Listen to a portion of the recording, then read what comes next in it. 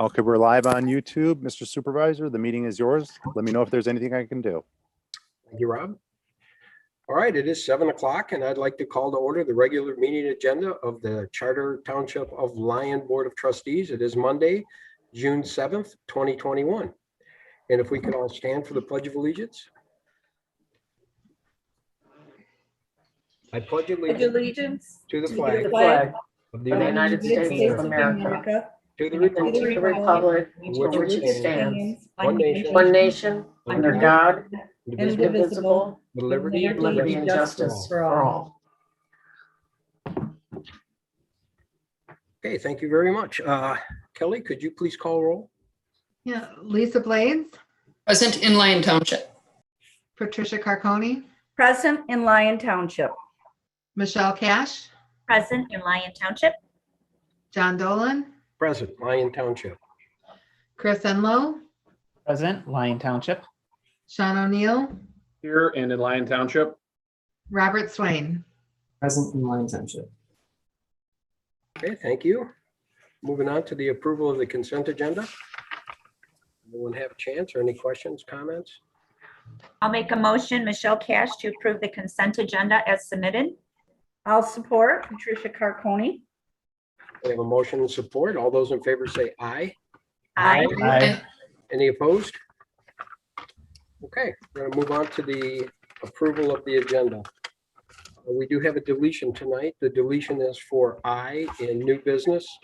The performance standards that has to go to a public hearing with the Planning Commission first. So we're going to go ahead and delete that from the agenda tonight. I'll make a motion to approve the agenda as is suggested for amendment by the supervisor. I'll support Patty Carcone. Yep. Okay, we have a motion and support. All those in favor say aye. Aye. Aye. Any opposed? Okay, great. We're going to move on to announcements and communications. Anyone have anything they'd like to share? Okay, I do have one thing. I want to let everyone know that today has been very hectic at the Township Hall. It was the first day where they moved us from the one part of the building to the new part of the building so they can start the remodel on the older half. And boy, it's been very hectic. Everyone worked very hard and it went a lot smoother than I expected. But it's crazy there right now. And there's a wall up in the public area that it's just gotten very confined in the old spot, but it's workable and we'll get through it. And next Saturday, they're going to pave the entire parking lots. So by next Saturday, we should have all blacktop down and the new concrete's in and it's looking really, really nice at the Township Hall. And I just wanted to update everyone on that. Oh, I did. One other announcement was, and you know what, I'll let Lieutenant let you know about the car. I'll let him do it. Okay, that's all I have. Anyone else have anything they'd like to share? Okay, seeing no one, we're going to move on to the call to the public where you can talk about non-agenda related items. Rob, could you see if anyone's out there? Yes, if anybody would like to speak during public comment, you can press *9 on your telephone to raise your hand. Press *9 to raise your hand for the first call to the public. We'll give it a moment here to see if anybody raises their hand. Okay, phone caller 8615, last four digits 8615. Press *6 to unmute yourself. And go ahead. Okay, we do. Need to do, could you please state your name and address for the record? And also if we could keep it to 3 minutes is appreciative. Oh, sure. It'll just be a second. My you. name is Valerie Whalen, and I'm at 26300 Daria Circle West.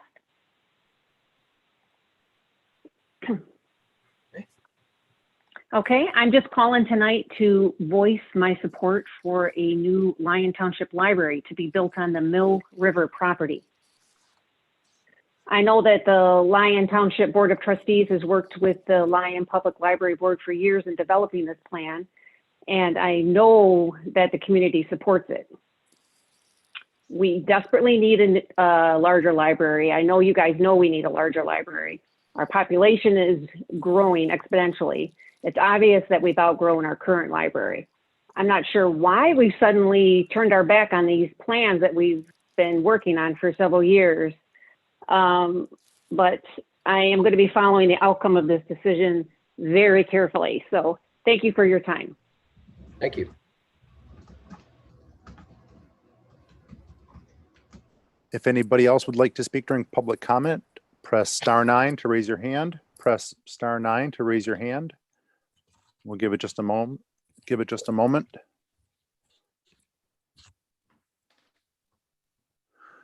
Okay, we have another resident.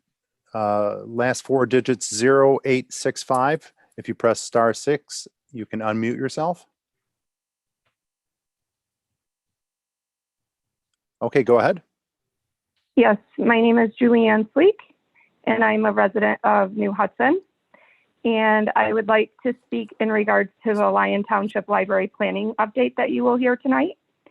It is my understanding that your intent is to no longer consider the Mill River area as the future location of the library. According to Hometime Life article dated March 20th of 2020, I quote, "The township obtained the 13-acre Mill River property through a consent judgment several years ago.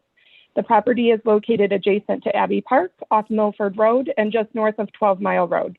And township board members were on board with it being slated for construction of a library 4 years ago.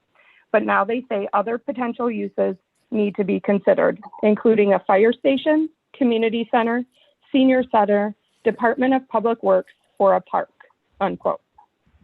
I am a resident of Mill River and moved here 14 years ago, and at the time was promised that a library was planned in the location at the front of our subdivision. This was a big draw to us when choosing our home within Lyon Township and Mill River. According to the consent judgment dated February 11th, 2004, up to 27,000 square feet of a township library building, township library, community center, senior housing center, or other public community building consistent with this judgment, including without limitation the typical layout, detail, landscape detail, and architectural standards as shown on Exhibit J. I would like to say that you should have no other option than to follow the consent judgment. And as a homeowner, I would urge you to listen to the library planning update and grant them the use of the land at Mill River. Thank you. Thank you. Okay, if anybody else would like to speak during public comment, press star 9 on your telephone to raise your hand. Press star 9 to raise your hand.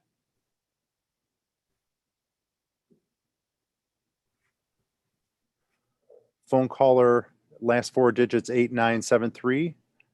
Press star 6 to unmute yourself. Go ahead.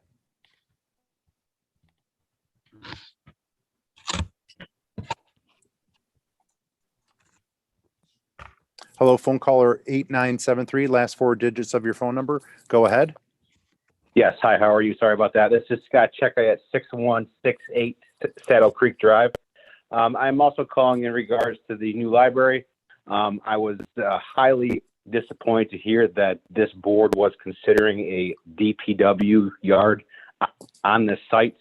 Having worked in a DPW facility, usually in large townships or cities, they are out of sight and out of mind. That is a prime piece of real estate, and that would be a shame if anything but a library would be placed there. Thanks. Thank you. If anybody else would like to speak during public comment, press star 9 to raise your hand. Press star 9 on your telephone to raise your hand. We'll give it just a moment here.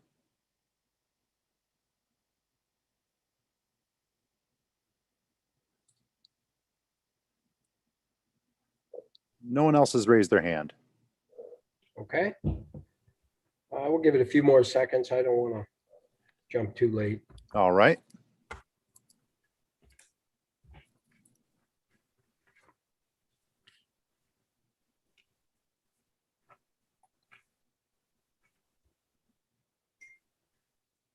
Still no one? Still no one. No one else has raised their hand. All right, well then let's go ahead and we'll close call to the public and we're going to move on to reports. First report up is Tina with the DDA. Good evening, everyone. I have a couple things to report. First off, this is very exciting, and it is a report on our Kite Festival this past weekend. We had absolutely beautiful weather for kite flying. It was a great turnout. We estimated that there were over 5,000 people in attendance, which is the best year we've ever had. So we're really excited about that news. We would like to take an opportunity to thank all of the kite flyers who came out. They were missing flying as everything was canceled last year. And we also want to extend a great thank you to all of the volunteers. So as you know, the Lion Events Organization is the producer of this event, and they do a great job, and they've been working on it for the last 12 years. And it just is a really nice event for our community. And we just had tons of people of all ages out there enjoying the weather and the kites. So that's really exciting to announce. Also, I wanted to inform you that I have completed an audit of our businesses, and we have 407 brick and mortar businesses located in the township.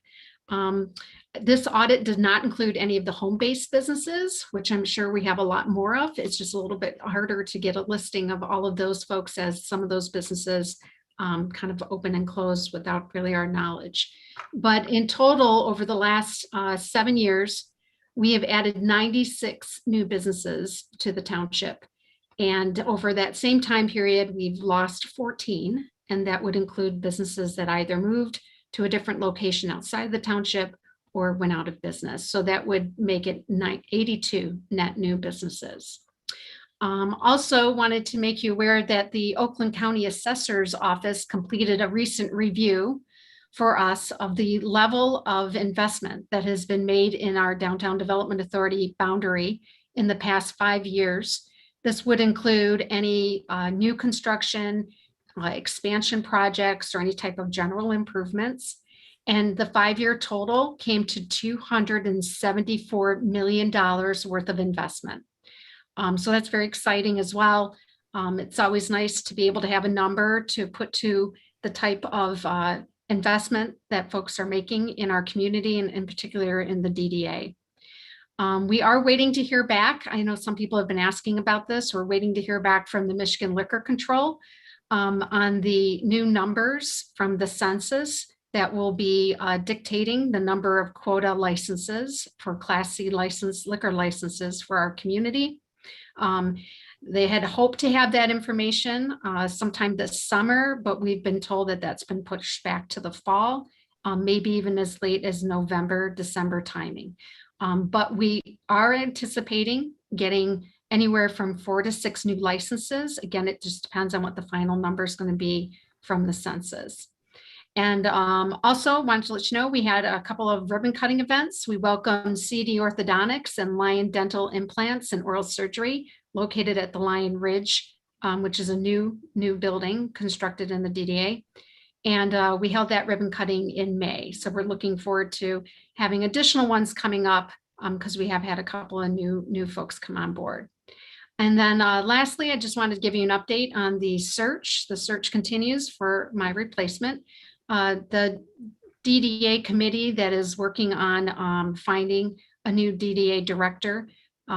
We did hold an interview a week and a half ago, and we are still looking for additional applicants.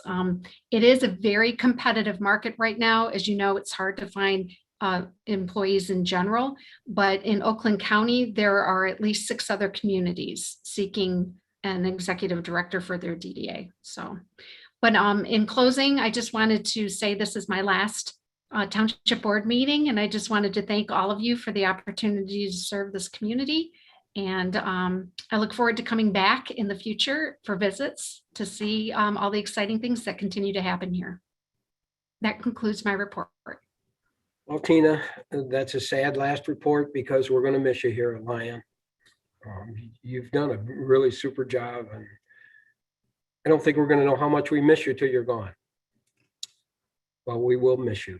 I want to say kudos to the Leo committees on that Kite Fest too, because I'll tell you, coming out of that pandemic, that was an amazing turnout.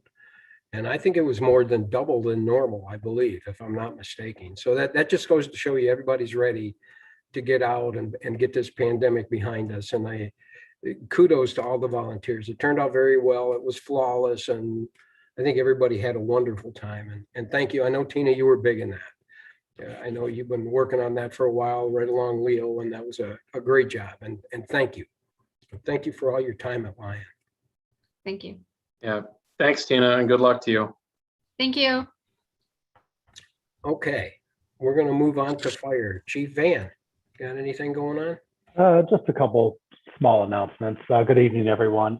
Just letting you know that the labor negotiations with the union continue, and it looks like we'll be going to mediation in July, and I'll keep you updated on how that goes. Also, for the July meeting, I'll probably be bringing you a couple of Station 2 projects. So I just want to put that on the radar.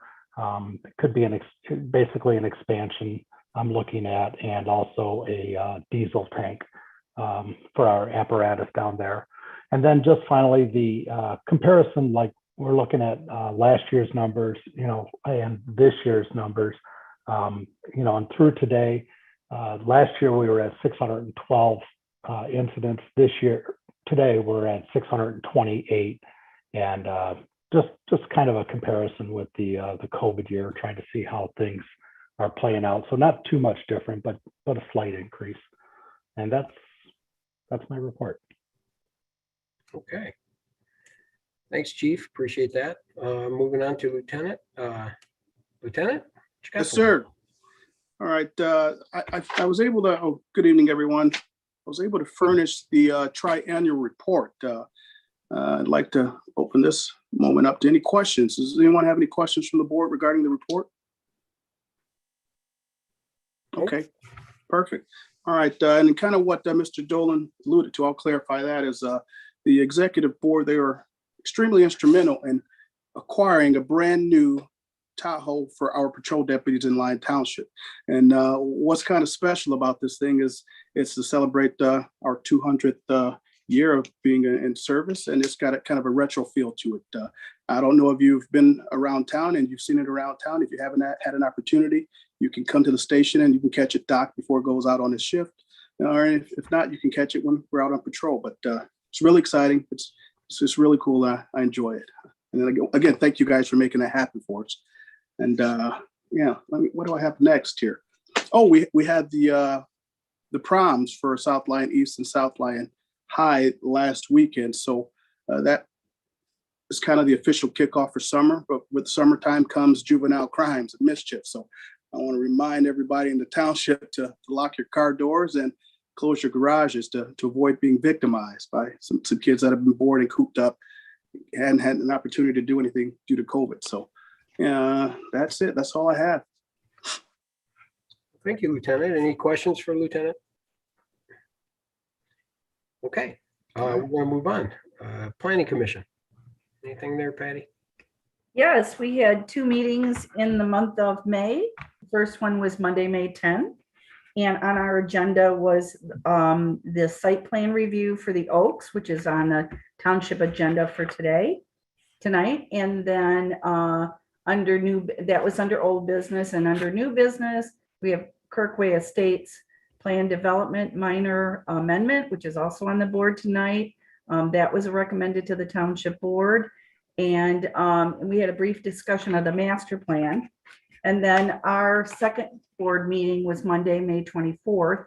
And that consisted of only the master plan. So Brian is guiding us, and we've been having some good discussions about many things on the master plan, and I think that's going well. So that's my report. Okay, great. Any questions for Patty on the Planning Commission? Okay, we're going to move on to the ZBA. Lise, anything good? Yes, we had, let's see, we had 2 applicants.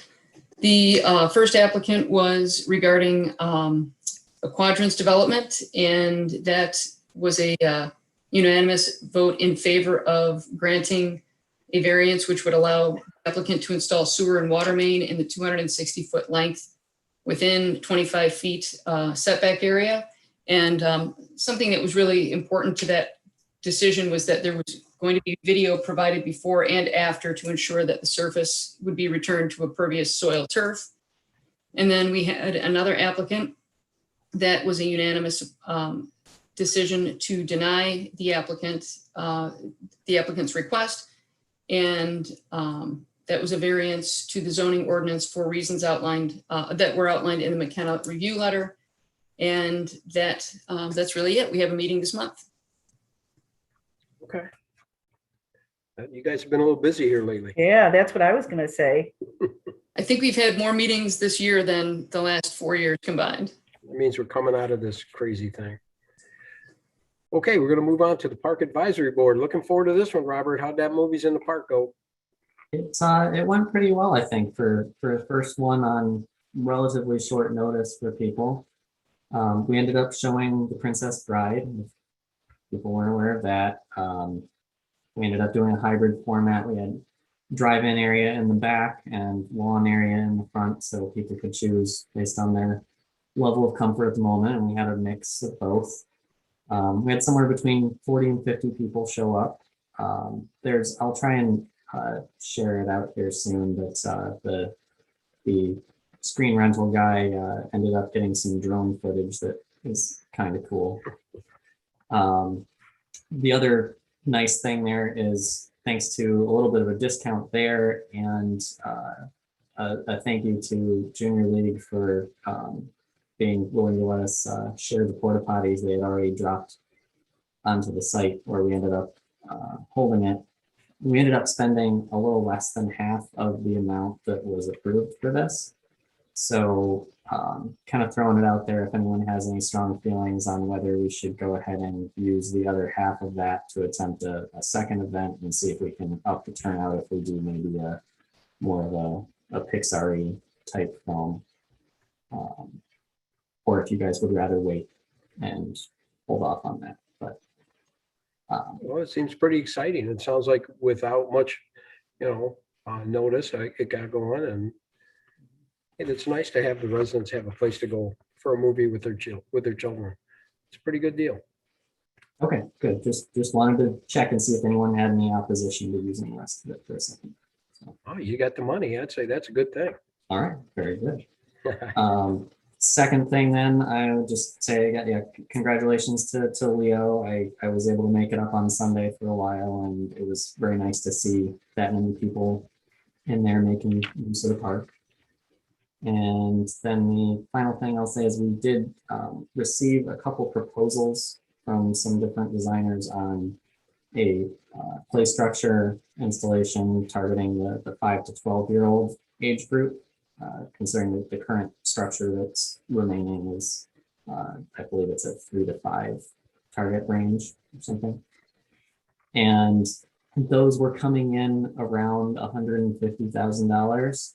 And so just putting this out there to you guys, don't necessarily need responses right now, but just to kind of get a feel for whether that's something that we think there's an appetite to spend out of current budget, or if we want to wait and see what our chances are with any possible grants, or if we just need to put it further down the line on a future year CIP type situation.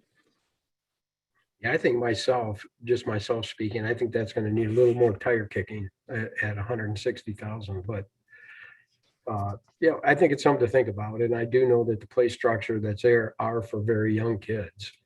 It would be nice to target a little older kids. So I think you guys are on the right path talking about it. All right. Very good. You got it, Robert? Yeah, if nobody has any questions, I'm good. Okay, thank you. Appreciate that. We're going to move on to the water. The water, we're still waiting for DEQ's approval on the softening. They're just really dragging their feet here. We're contacting them freaking every 3 days, and half the time they don't get back to us. And it's been really a frustrating situation. We were weeks within approval, and then another one of the employees that was off on leave come back, and the whole thing started all over again. And it's completely frustrating. The other thing is the water, our water treatment plants are working flawlessly. That we have went from about 800,000 gallons a day to 4 million overnight. So we're pushing about 4 million gallons a day right now, with a lot of watering going on. And the plants are just amazing. They're not even laboring for this thing. They're really, really working well. As far as the tower, our second tower on Griswold and 9, it's ready to go. We have a little bit of cleaning out of the inside to do, but we're having trouble getting DTE to hook the electric up. It's been taking us forever. We've been in conversations with them, and we're basically to finalize this thing and start turning the water on. We're waiting for electric. So that's the last step in the plan, and then that project is ready to go. So we're in pretty good shape. I think that Mel has talked to DTE, and I believe that we got a schedule late today. I don't know what that is. It was in the late after I had left to come and get ready for the meeting, and I can get that to you though, to let you know the status of what we were told tonight. So other than that, I mean, things in the water situation are really good.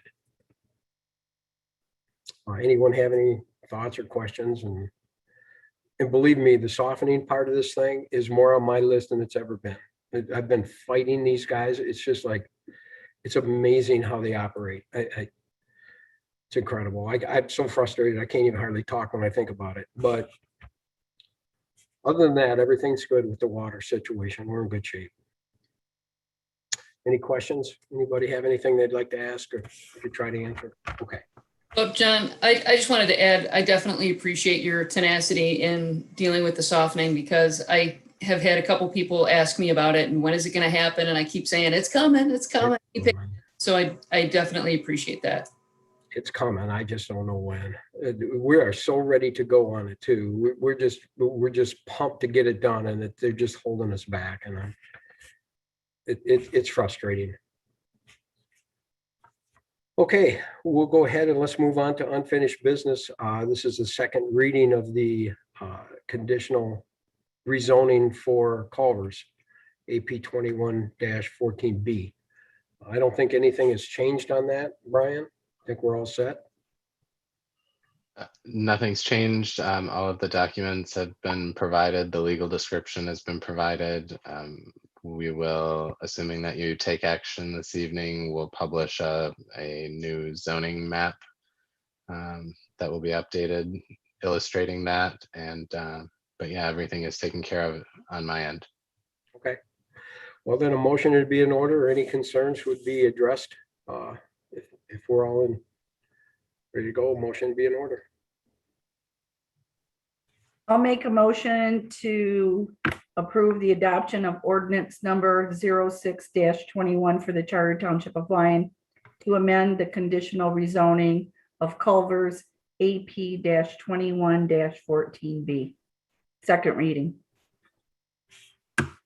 I'll support. Okay, we have a motion and support. All those in favor say aye. Aye. Aye. Aye. Any opposed? Okay, move on. Moving on to new business. The first item in new business is the consideration of the approval, which we're going to talk about a little bit on this water agreement with Pulte Homes levy and servicing water to Milford. Now, I know we got this out there just a couple of weeks ago for everyone to take a look at. And we was hoping that, everyone could kind of take a look and give us some comments. And there are a few things I believe that we need to work on a little bit. There's some text in there. There's some labeling situations. There's a few things that some of the board members have asked me to consider before adoption of, or before approving this agreement. And this is such an important agreement. I mean, we have this team, and I'm telling you, it's been a good team, and it's been a a very long haul. We've been working on this thing for probably a year and a half, 2 years.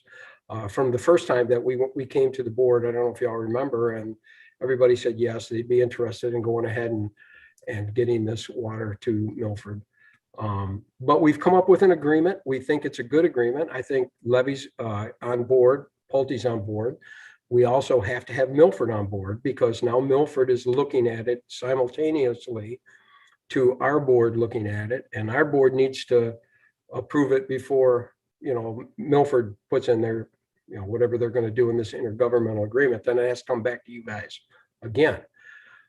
But I was asked if there's a way we could postpone this a little bit so that everyone could really put some eyes on this and possibly any questions or any considerations that they have, or anything that they don't like about it, we would like them to get a hold of Carol and get through that agreement. I want everybody to be happy with this. I think we're all excited about it, but everyone needs to put in their opinions on it.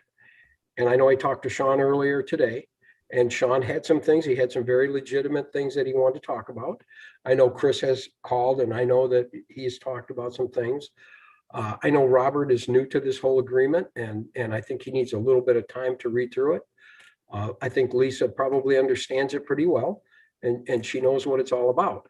But I need this entire board to understand it and be happy with it. So I would like to ask if there's any way we could postpone this for a period of time, just so that I could get everybody on board and understand, and anything that they don't like in the text, the punctuation, the labeling, the way it's worded on the paybacks, all that stuff. I really want to get that so that everybody understands it and is very comfortable with it.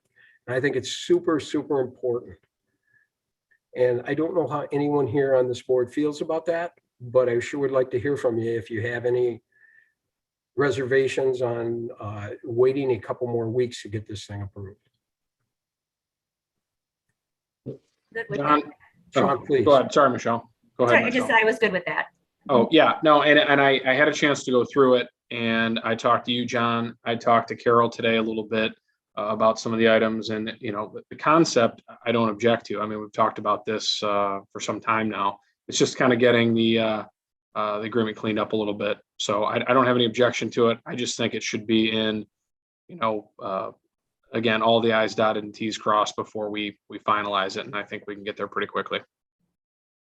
See, and I think the fair thing, being that everyone's had a chance to kind of go through this and understand what it says, the intent behind it, and what the nuts and bolts are. I think that it would be nice that the Pulte's and the Levies and even Milford is on, they know that we are working on it, and we are looking forward to getting this thing approved. I mean, I think that the Pulte's and would like to see us to know that there's nobody opposed to this per se, until we get this thing approved and get it in the text you need. Well, and John, if I can add, Please. like you said, there was a lot of negotiations that went on and a long time. And what we have before you are basically, set terms of what the agreements would be. But we have been working with this for a year and a half plus, and I understand that some of you, this is the first time seeing it.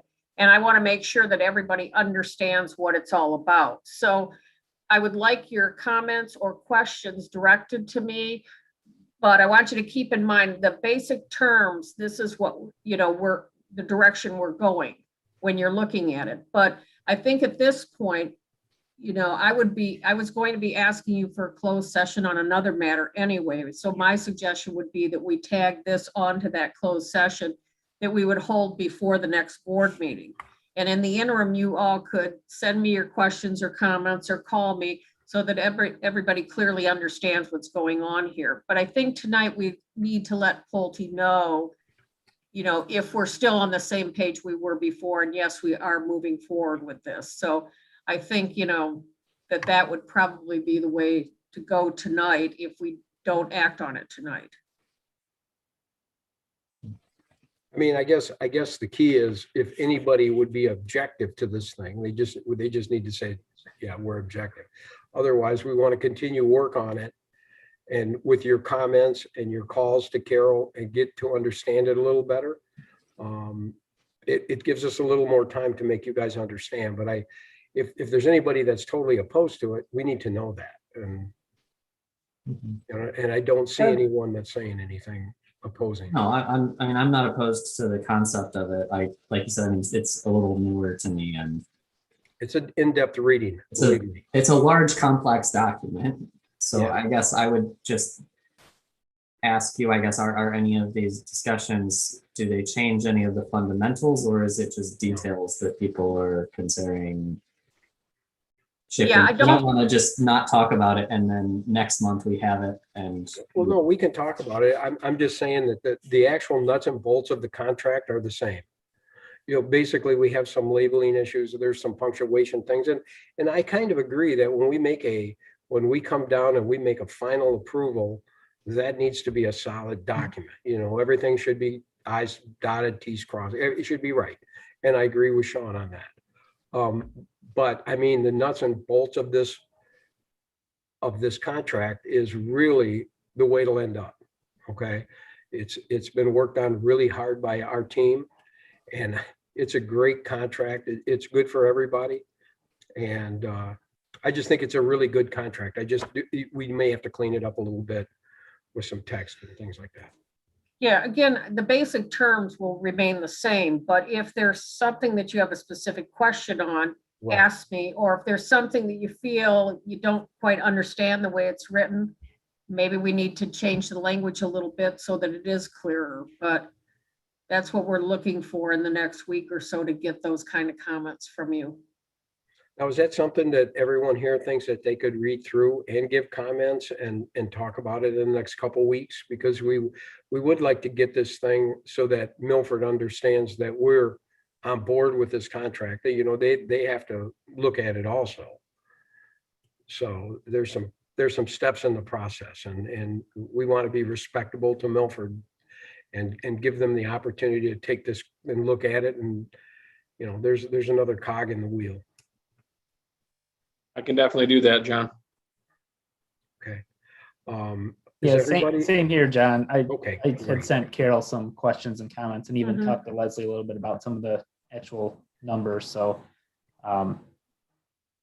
yeah, it's coming along, but I'm fine with waiting, for the next meeting or a special meeting. Okay. So, I mean, In favor of everybody- doing the same thing. So I think if we get some extra time, we can go back and reread it, and having additional time can help us identify anything that might need to be corrected. Okay.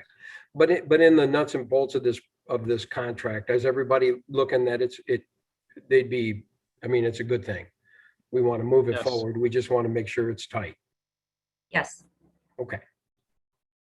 Okay, well then, what should we do here, Carol? Do you want to just table this thing for a couple weeks, or how do we want to, do you know any idea what, we haven't even talked about any other meetings, so. No, we'd have to pick another date, but why don't we just table this right now with the intention to schedule a closed session sometime before the next board meeting, to have this on as an item, and then just if everybody can either call me or get their comments to me, as soon as you can. Well, this wouldn't be a closed session. This would just be a special meeting item. It would just- Special meeting. Correct. This would Yeah, just okay. be on the special meeting as a general item. I'll make a motion to table new business item A until either the next regular meeting or a special meeting that is scheduled between now and then. I'll support. All right, we have a tabled motion and a support. All those in favor say aye. Aye. Anyone opposed? Okay, then we're gonna get this figured out here in the next few weeks. Okay, we're gonna move on. We're gonna move on to Kirkway Estates Plan Development, a minor amendment. And I believe that's Brian. You're gonna bring us into that one? I will. Thank you, John. Up for discussion this evening is a proposed minor PD amendment to Kirkway Estates. And you can see the detailed description in my May 20th letter, but ultimately what Mr. Guest is here on behalf of MI Homes this evening, and They're asking for consideration of removing some of the previously approved pathway amenities in play and replacing them with park benches, streetlights, and pond aerators and fountains. Typically, this is on the cusp of things that can be approved administratively. However, as I explained to the Planning Commission, because it revolved around public amenities, I wanted to make sure that the Planning Commission and board were on board with these changes. MI Homes is closing out this project. If you recall, this is not originally their project, but they are working through the closeout items. And ultimately, it comes down to the residents of Kirkway are generally not in favor of these 3 pathways going in. Instead, the amenities that they're proposing, they believe will serve the residents better. And so from that perspective, we have no objection to the changes in terms of the ordinance. We just need the township board's comments and either approval or denial of this change. As I noted in our letter, the Planning Commission discussed this a bit, and Patty made mention in May, and they were ultimately in support of these proposed changes. I can take any questions that you might have, although I mentioned Mr. Guest is here for any detailed questions that you have as well. Okay, thank you, Brian. Any questions for Brian about this, or? Brian, I was wondering why if there was any consideration given, instead of removing the pathways and substituting them for something else, was there any discussion or consideration to finding a way to connect Kirkway to the Copperwood development? You know, I see that, I think it's a gas main or pipeline. I'm not 100% sure, that seems to go right through both developments, but there are sidewalks that are on that area. Is there something that would prevent that as an option? Since I guess I'm looking at this from the standpoint that this would be a substantial benefit to the residents of Kirkway to be able to get really anywhere safely as pedestrians or on bikes, because they're kind of locked in. There's no sidewalk along 9 Mile that connects them to Chubb. There's no, I mean, they have to wiggle through to, what is it? With Elm Point Drive, but there's nothing that, no sidewalk that gets them to Napier. So, and there's really no way to easily have them continue north. And it seems like a pretty logical location to put pathways to connect those two, or at least as far as Kirkway's property. Yeah, to my knowledge, that has not been discussed as an option. I know I haven't talked about that with the HOA in any capacity. This is really born from some of the residents having safety concerns. Now, I do know that there are some wetland areas along the northern border of the common elements of Kirkway that may pose a geographic or physical barrier. I'm not quite sure on that, but it's a pretty comprehensive wetland complex to the north of Kirkway. Kirkway does have a connection to 10 Mile if you travel west first and go through Lion Ridge. There is an avenue for residents to get there, but just immediately north of these 2 areas is a very large wetland complex.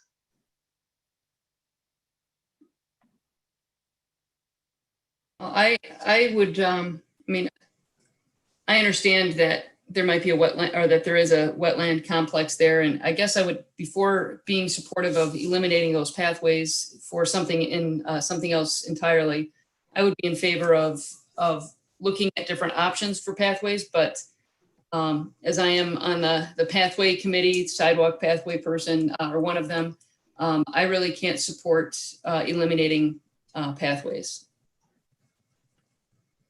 Was this borne by the homeowners association of Kirkway? So they're in favor. Yes, They're sir. the ones that want to do this, the community themselves.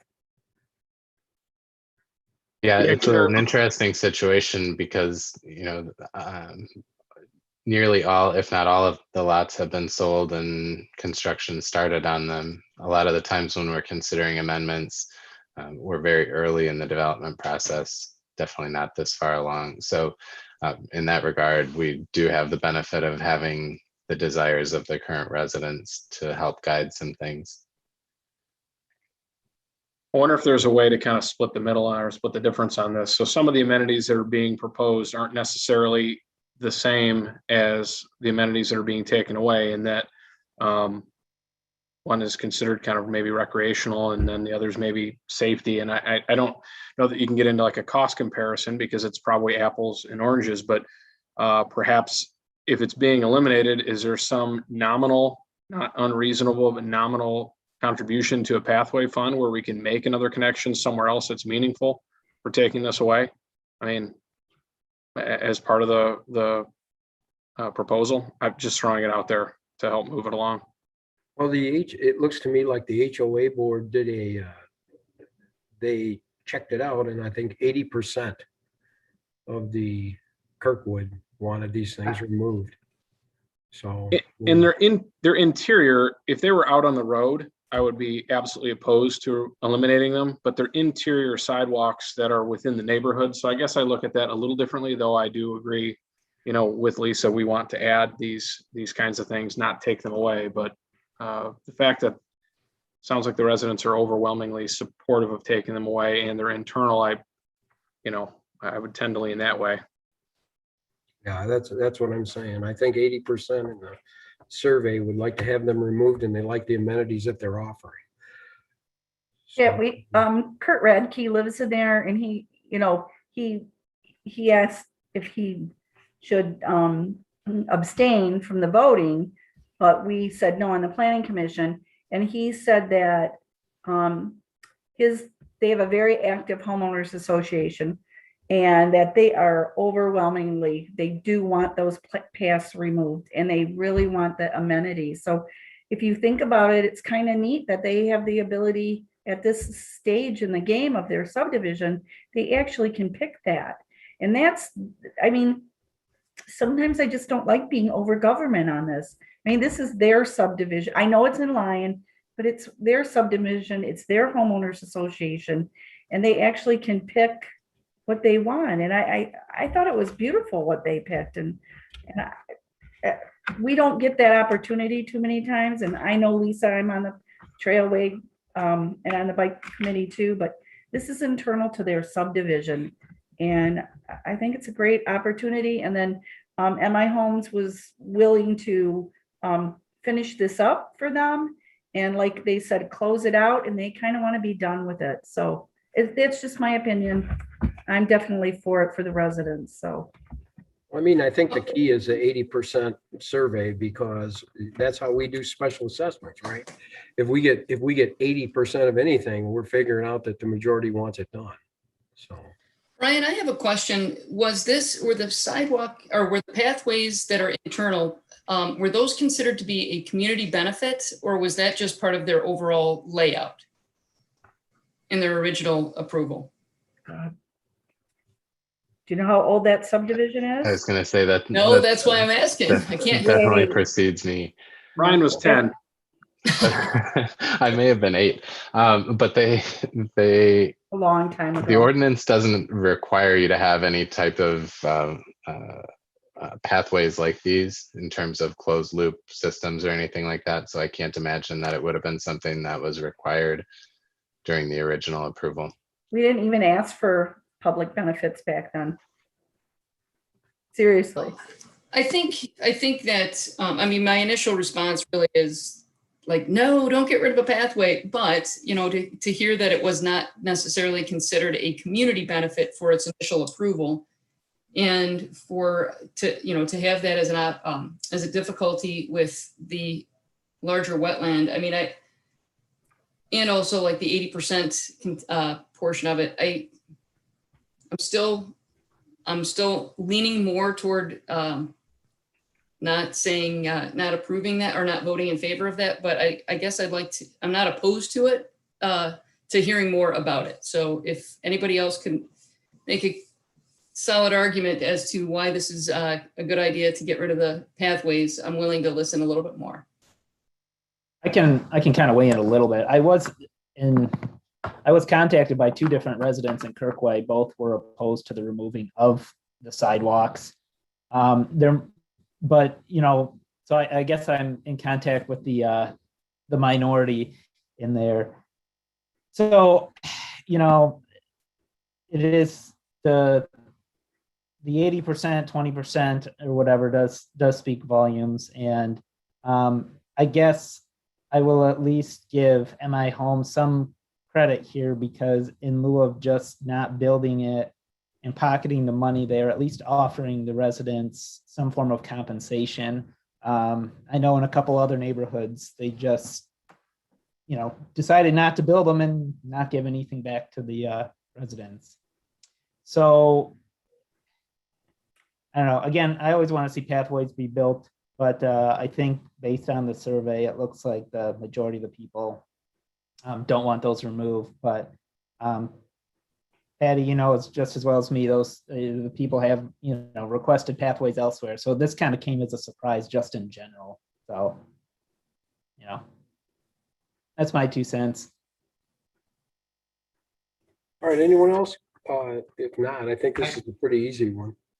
I mean, I similarly have difficulties with the concept of removing a pathway when you are trying to add them, but I do understand where they're coming from. But I guess I wanted to clarify that 80%, that's 80% of those who responded to the survey, not 80% of the residents, I believe, if I'm interpreting that right. And by extension, then I guess I'm curious what your response rate was, if you know, like how many responses you got out of how many homes there are.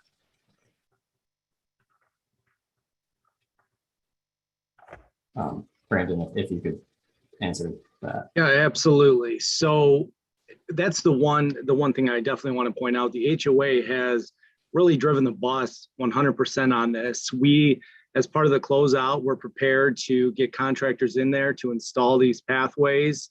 And they've had conversations with Pinnacle, and then brought it up again of that they really are not looking to add not only the paths to what they call nowhere, but also the you know, the legacy costs associated with boardwalks that would be involved.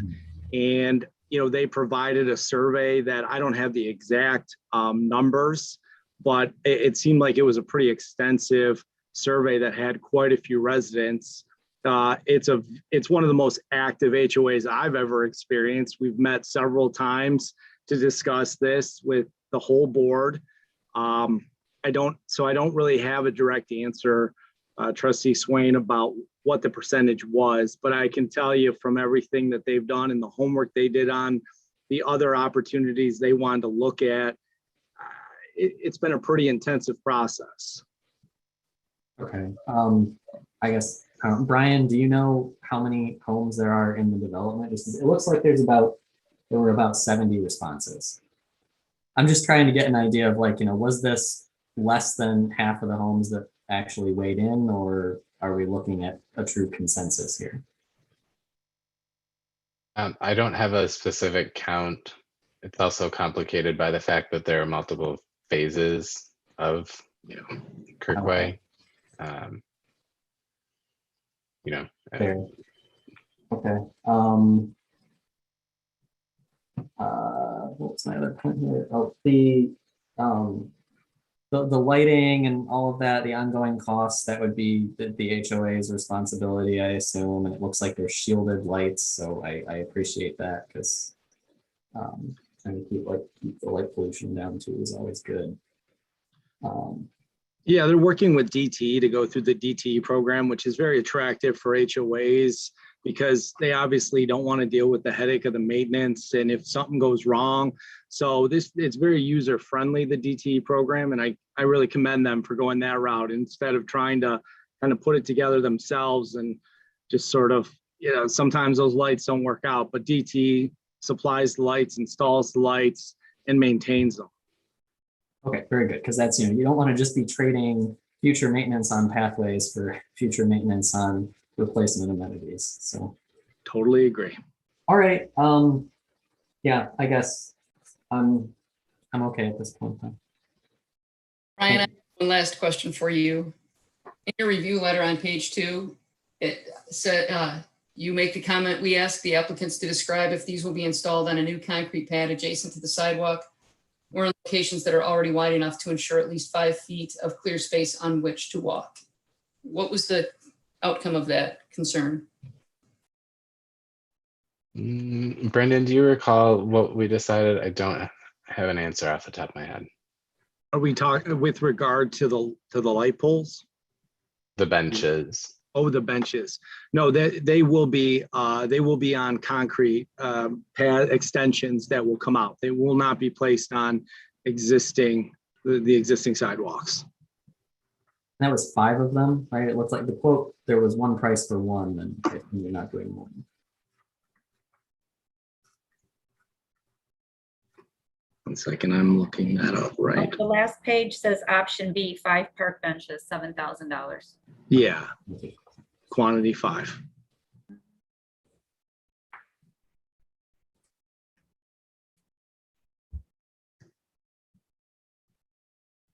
Are you ready for a motion? I think so. Anybody else? Okay. I'll make a motion to approve the Kirkway Estates Plan Development Minor Amendments AP-21-18 that was recommended by the Planning Commission and as described in McKenna's letter. McKenna's letter, let's see here. We have CES is on the top. Both May 20th. May 20th, both May 20th. Support. All right, we have a motion and support. All those in favor say aye. Aye. Aye. Any opposed? None. Who supported? I did. Oh, I think Lisa. Lisa Okay, did. great. Yeah. Thank you. Patty and Chris are very convincing. Okay, thank you. Mr. Okay. Supervisor, real quick, if I may ask the Township Council, will this require a PD amendment, a formal written PD, or just an administrative No, I think drawing? Ryan, you want to answer that? Just administrative. You and I can work through the details on what you should submit to document these. Perfect. Thank you. Okay, thank you. All right, we're going to move on to the Oak Site Condo AP 20-39. Brian, you want that one? Sure thing. Thank you, John. Up for consideration this evening is a single-family housing development on 8 Mile Road, titled The Oaks. This is the north side of 8 Mile Road. Devonshire is directly to the east. The map that you have up on your screen, north is to the left here.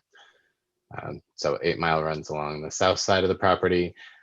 There is a road network proposed as part of this that runs through to. Brian, I'm not seeing anything. Brian, I'm not seeing anything. Let's try that. Any better? Nope. No, Oh, I don't. now it is. Okay, now. Oh, we had it. Now it's gone. Oh boy. Let's try that. Looks good. Good now? Okay. Sorry about that. Okay, so north is to the left on this screen, 8 Mile Road, the south side of the property here. There's a road network throughout that will connect into Windridge Estates here at the northeast corner of this property. So the overall size of this parcel is just under 105 acres. There are 85 detached single-family residences proposed as part of this development. It is a straight zoning plan. So this is the R05 district. There are no density bonuses. There are no PD considerations. All of the lots are sized appropriately for an R05 development with utilities. And so that is the intended development character here. So everything will be 17,000 square feet or larger, and a minimum of 110 feet wide per lot. The development itself is proposed in 2 phases currently, with the option for a third in the future undisclosed time. So the greater majority of the lots on this development will all be done in 1 phase. That's the bulk of the lots here. Phase 2 is the lots that front on 8 Mile Road. These are all, these 4 lots have some wetland and floodplain considerations that are being handled with Eagle currently. And so those will be developed as a 2nd phase. And then the plans also show that this future phase, 3rd phase, is up for consideration in the future. There's the potential for an additional 23 lots based on the parallel plan for that future phase if it comes to fruition, but that would come back through the township for approval if it gets considered in the future. As a straight zoning plan, the Planning Commission has reviewed the site plan and found that it met all of the criteria for a residential development. The reason it's before the township board this evening is because it is site condominium form of ownership. All site condos come before the township board. So there are just a couple items that were hanging out there, and I mentioned them in our May 20th letter. The first being that there are more replacement trees required than can actually feasibly fit on this site. So 139 trees will be accounted for through a contribution to the township's tree fund. We want to note that there is a condition that all Eagle permits should be procured prior to construction of each phase. That's a typical check that I know Leslie's firm does during all of their pre-construction meetings. So I have no concern with that. And then finally, the ordinance states that all of the master deed, condo documents, and Exhibit Bs are subject to administrative review. So once this project is approved by the township, those would be submitted and reviewed by legal counsel, myself, and CES. So with those elements aside, we have no concerns with this. The Planning Commission has submitted a recommendation for approval, and my recommendation is the same. Thank you. Okay, thanks, Brian. Leslie, you have anything to add? Just a couple of items. I'd like to reference our May 20th review letter, which is in your packet. Just in general, I think Brian mentioned this, but that the road connection for the future phase would connect to the Windridge development, but just wanted to point that out. Also on the approach plan, the traffic impact assessment memo prepared by their traffic consultant recommends a right turn taper and a left turn treatment in the form of a turn lane or a passing lane, for which the road commission in Oakland County agrees. However, there is a concern that a passing lane heading eastbound would not be sufficient and that a left turn lane would be required. So I would ask the applicant to comment on that tonight. However, either way, the 8 miles under the jurisdiction of the road commission, so it would have to meet with their approval. Also wanted to mention that this development did contribute with the consortium that paid for the offsite sanitary sewer, water main, and some drain improvements which have been under construction. And those are the significant items in our review letter. I'm happy to answer any questions you have. Okay, does anyone have any questions for Leslie or Brian before we ask the applicant? Go to the applicant. What happens if that phase 2 grouping, if something happens with the Eagle permits and they have to change something, do we just have an amendment to this? Well, if they, let's say they were not able to obtain the permits necessary to develop those lots, then the amendment would be the elimination of those lots. They do have to obtain some Eagle approvals to build the road for phase 1. And it really will depend on how much fill Eagle will allow them to complete. So that in this case, the amendment would be a reduction in number of lots.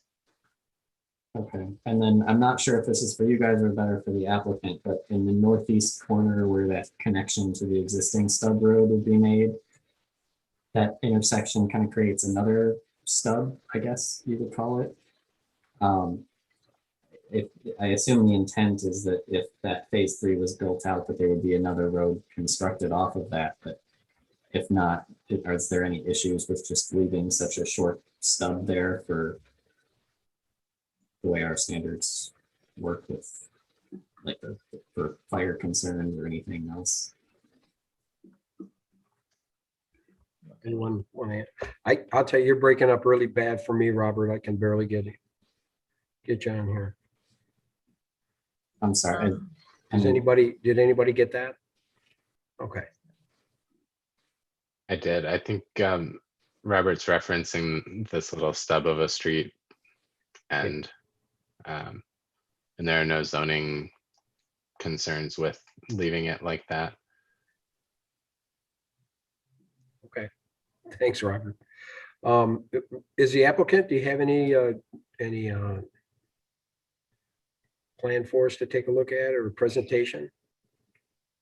Hi, this is Ray Cousineau. I am not Fadi Kahil, even though it shows up on the screen that way. I'm representing Marco and Leo Sauve on the Oaks.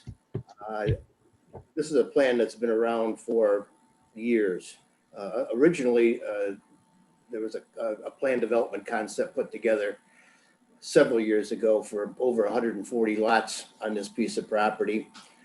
And through iterations and continued analysis of the property and analysis of different development options, the Sauves decided to return back to a straight site plan proposal. So no, again, as Brian pointed out, no densities bonuses are asked for, no special land uses, no variances needed. But the site is complicated by wetlands and floodplains, and that's the reason that we have broken it up into 3 phases. Number one, the original or phase 1 is 85 lots, which is a standalone phase. And we eliminated any lots in the northern portion of the project because of complications with eagle and wetlands. But we did want to demonstrate to the township that that phase 1 would stand alone by itself and have 2 points of access, one through Windridge and one on 8 Mile. So we felt it was important to complete that connection to the Windridge development and give us a second point of access. We did meet with Eagle on site regarding the northern portion of the property, most particularly. Eagle actually provided us, and I believe it's in your packet, a email communication where they indicated that roadway connections such as what we're proposing as a part of phase 1 is something that they have typically approved in the past. So we feel comfortable that Eagle will ultimately approve our request. In fact, we've filed that application already, but also in our discussions with Eagle, they indicated that when they take a look at lots adjacent to that roadway connection, they look at that completely differently. So we didn't want to complicate the roadway connection to Windridge with a lot proposal. So we opted to leave the lots out of that area, get the roadway approved, and then sometime in the future, we would come back to you at a later date once we had worked our way through the process with Eagle with a viable proposal. Phase 3 is that area that I'm referring to, and we have a plan for 17 lots in that phase. We don't think that we'll achieve that density, but that's a starting point with us. But again, that's the reason for phase 1, which is again the 85 lot phase, standalone phase. Phase 2, down at the 8 Mile area, is encumbered by floodplains. There are actually 2 floodplains, one established by FEMA and one established by the township. The township floodplain, we believe, is the more realistic depiction of the floodplain, but the phase 2 area still is impacted by floodplains, and that has to be worked through with Eagle with respect to resolution of the floodplain and probably elimination of the floodplain, because as Leslie pointed out, the Sauves were part of the developer consortium that contribute to the cost of the water, sewer, and the clean out of the Sump drain all the way down into Wayne County. Once that sump drain improvement was made, it had a substantial impact to the drainage, a positive impact to the drainage of this area. And we believe that we will ultimately be successful in probably eliminating most of the floodplain on the property, especially all the floodplain that is shown in phase 2. But again, we didn't want that to complicate our initial proposal. So we're here this evening just to request a preliminary approval of the plan, conditional approval, obviously, to us being able to acquire all the necessary permits. And it's my understanding that we will have to return back to the Planning Commission and the Township Board for a final approval, which we're more than willing to do. If you have any questions, I'd be more than happy to try and answer them. Okay, thanks, Terry. Yeah, okay. So I'd like to open up the conversation here. Anyone like to ask any questions to the applicant or Brian or Leslie? Anyone want to go ahead and start that, or? Leslie, could you explain again? You had mentioned about the left-hand turn lane. Could you review that again, please? So when you do a new road, for example, like this, you have different road improvements that may be warranted. Sometimes a passing lane is all that you need. My hunch is that this project is going to warrant a full left turn movement because the passing lanes wouldn't be long enough. That's my hunch at this point, but it hasn't gone all the way through the process at the Road Commission. That would be required as part of phase 1. And the applicant, Ray, may have more information on that than I do at this point. So I'm sorry, Leslie, are you done, Leslie? Yes. Okay, sorry to interrupt. Yeah, we have submitted to the Road Commission. We do have a traffic study that indicates that there's a recommendation for a left turn lane. However, the Road Commission will make the final judgment call on that. And right now, that permit application is in process, so we're just waiting to hear from them.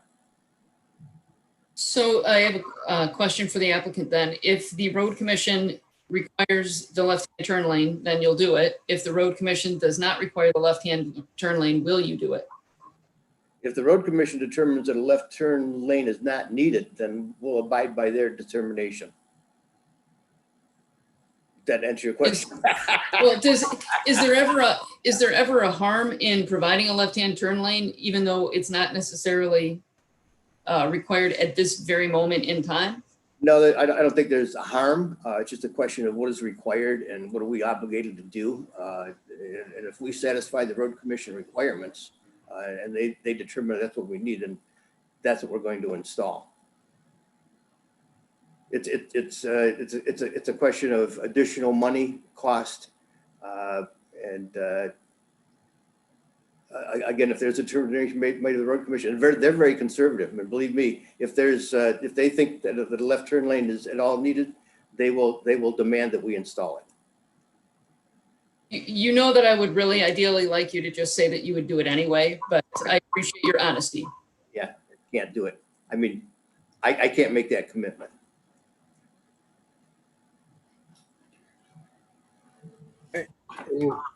Are you done, Lise? Okay. Yes. You're all done? Okay. Go ahead, Chris. Yeah, are there, with the floodplain and the way these detention basins are laid out, it looks like, are they outside the anticipated new floodplain, or are those outside the existing floodplain as shown today? Did you hear his question, Fadi? There was a question about I have Fadi Kahil here. He's actually the design engineer. Could you repeat your question, Chris? Yeah, are the detention basins, are those outside the floodplain as the floodplain exists today? Or is it outside the floodplain as you think it's going to be amended? It's outside the floodplain that was established by the township, but it encroached into the floodplain that was established by FEMA. It's not, they don't have an elevation established. So, yeah. The, Leslie, are you comfortable with that? I guess that can be addressed in engineering. yeah, the FEMA floodplain is a zone A, where there is no floodplain evaluation or floodplain elevation established. So it's up to us as the developer and our engineer to research that, do the analysis, and actually establish a floodplain. And we feel comfortable that once that work is done, and it's gonna take some work to do that, we will remove a significant portion of the floodplain from the site. Okay. The ponds are outside of the floodplain, Chris, and the sump drain improvements should have resolved the floodplain even on the parcel, but they have to go through the map amendment procedure with the state. And so that's a formal process to amend the map. But that was, I think the actual cause of the floodplain was the sump drain was undersized.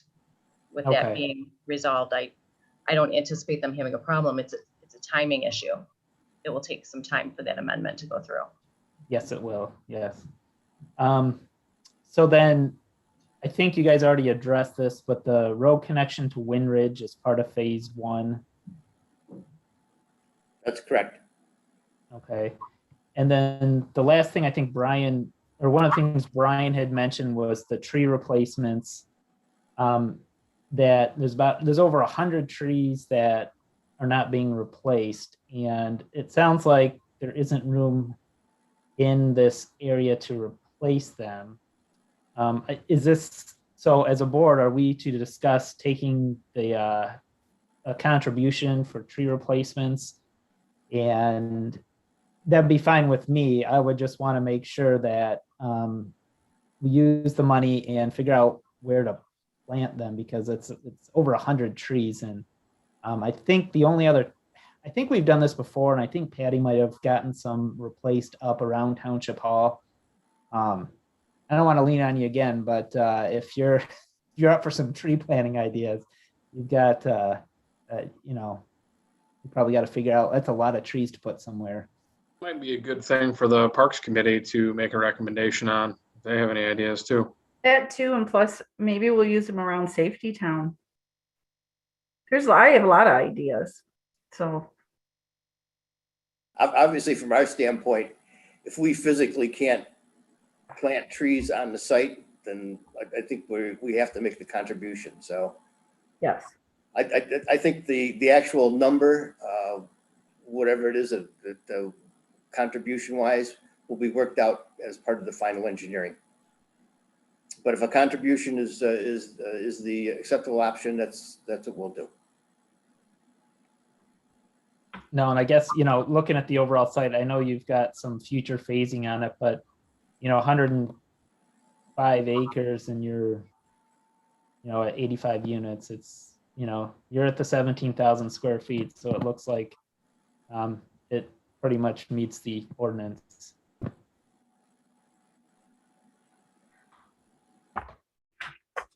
Yeah, I think the actual density, Chris, works out to be, if we got all 3 phases approved with the lot count that we had, 108 lots, works out to 1.33 units per acre.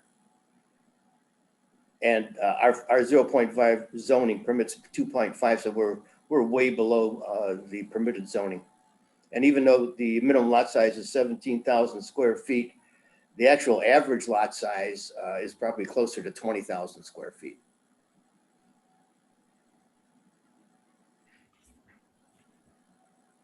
That's all I have. Okay, Chris, thank you. Sean, you want to? I don't have anything to add that hasn't already been covered, so I'm set. Robert, anything to add? One additional question here. If phase 3 ends up never getting built, is that land just then considered a common area for the site condo, or what happens to it, I guess? That's an excellent question. I think we will be able to recapture some lots up there. The question is how many? And as I indicated before, 17 lots is something that we had mapped out, but 17 lots would result in some fairly significant wetland impacts that I don't think are approvable. So I don't think we're going to get 17. What we get, I don't know, but I guess the answer will be we'll get something up there and we'll bring that back to you at a later date so you can take a look at it. And whatever it is, if it's 15, 10, whatever, we'll come back at a plan at a later date, and that will be the ultimate phase 3. Okay, thanks. Oh, So you just have a question. to add on to that. Oh. Go ahead, Brian. I'm sorry. I was going to say, just to add on to that, so in the master deed and bylaws, there will be expandable areas that are written into that. That whole future phase will be put into that section of the condo documents. And so that'll allow them some flexibility in terms of the number of units. And just so everybody's clear, I think Ray mentioned that this will come back to the Planning Commission and the board for a final. The only time this plan will come back to either the Planning Commission or the Township Board will be for that future phase. Phases 1 and 2, if you approve the condo tonight, will all be handled administratively from here on out. Okay, anyone else have any more questions? Leslie, I have another question for you regarding the sump drain. So is that whole clean out of the drain at that location, so that's all completed? Is there more work that needs to be done? What is the status on, is there a chance that this floodplain is going to shift around in an undesirable trend? I don't think so. The sump drain improvements have been completed, but I would not expect like the floodplain to be relocated anywhere on this site. No, that's the low spot. You can see that it's a low spot. There's also wetlands in part of that area. So it should have been resolved. Now they will still have, the Eagle will still consider the wetlands to be regulated, even if you've removed the water. But I don't anticipate an issue with the floodplain. It's just more if Eagle will approve the map amendment. Okay, anyone else? Happening if there is a significant change back to that. So let's say they remap it, and then we start to notice within 6 months, 8 months that things are starting to change again. I mean, do they have to get it remapped at that point? Like if we start to see some more flood, like the flood area coming back, or is that just not even likely? So don't even ask. I don't think it's likely in this case. If they don't receive their approval from Eagle, it will essentially mean that those lots in phase 2 are not buildable. All right, thank you. Sorry, I ended up coming up with one more quick one. I just want to clarify that I'm reading this right. Is there a 10-foot pathway along the 8-mile frontage? It looked like on one of the sheets it was labeled as what I thought it was initially. It was labeled as a storm sewer route. Is the question, is there a pathway along 8 Mile? You're yes. In the garbled. Yes, there is. All along the front of 8 Mile. Anyone else? If not, a motion would be in order.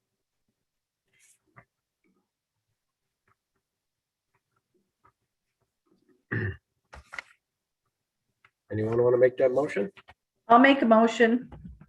I'll make a motion to approve AP-20-39, the Oak Site Plan Review preliminary for phase 1 and 2. Do we have support? I'll support. Okay, we have a motion and support. All those in favor say aye. Aye. Aye. Any opposed? Okay, motion passes. Thank you. Thank you very much. All right, moving on, Lyon Township Library Planning Update. And we'd like to keep presentations to 20 minutes if possible, please. Who's up on that one?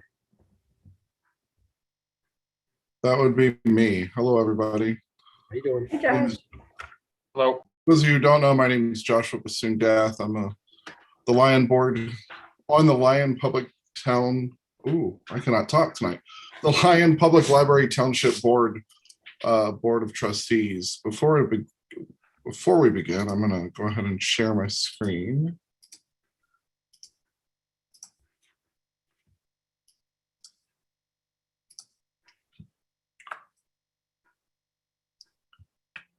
right, can everybody see it?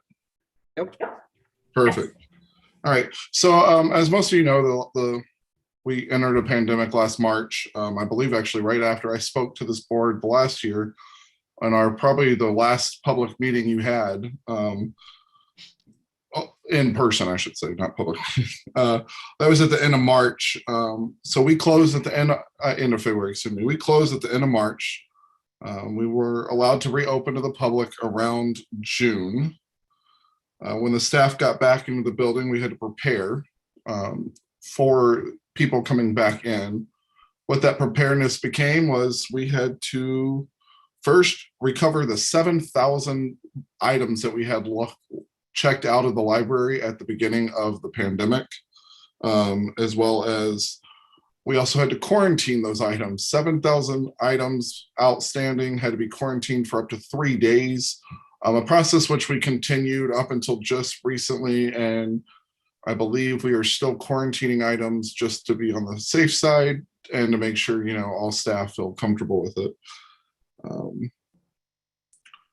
November, we decided to start utilizing an outdoor tent. We've installed plastic shielding, as you see in the main picture here. We've also installed foot grabs for our patrons to use, so that way they don't have to touch door handles. Automatic blow dryers, auto flushes on the toilets. Several improvements we made. Hand sanitizing stations throughout the library. Automatic soap dispensers. You all get the drift. I'm pretty sure it's all common knowledge of what all goes into this pandemic preparation that we've done. While we were shut down, the library staff was still employed and still actively doing things. We had them working from home. We also had them performing several wellness checks and calling some of our senior citizen patrons to speak with them, as we know that a lot of them use that library as an outlet to, you know, interact with the public. And we wanted to make sure during a large shutdown that we were reaching out to our general public and, you know, checking out how they were doing and any concerns they had. We also offered tech support. We did over 70 of those checks. We book mending, we ordered supplies and materials. Our library staff was hard at work through the entire pandemic, that's for sure. We committed to a complete redesign of the website while we were down as well. This is just kind of a screenshot of it. You know, we brightened the colors up. We made it a lot more welcoming to people, a little easier to navigate for those on the back end as well as those users on the front end. In addition to the revamping of our website, we were also able to utilize YouTube, Facebook, and Zoom, as everybody loves Zoom nowadays. We utilize that great for our classes that we were offering. So not just classes, but seminars, meetings, and various other events, including our children story times.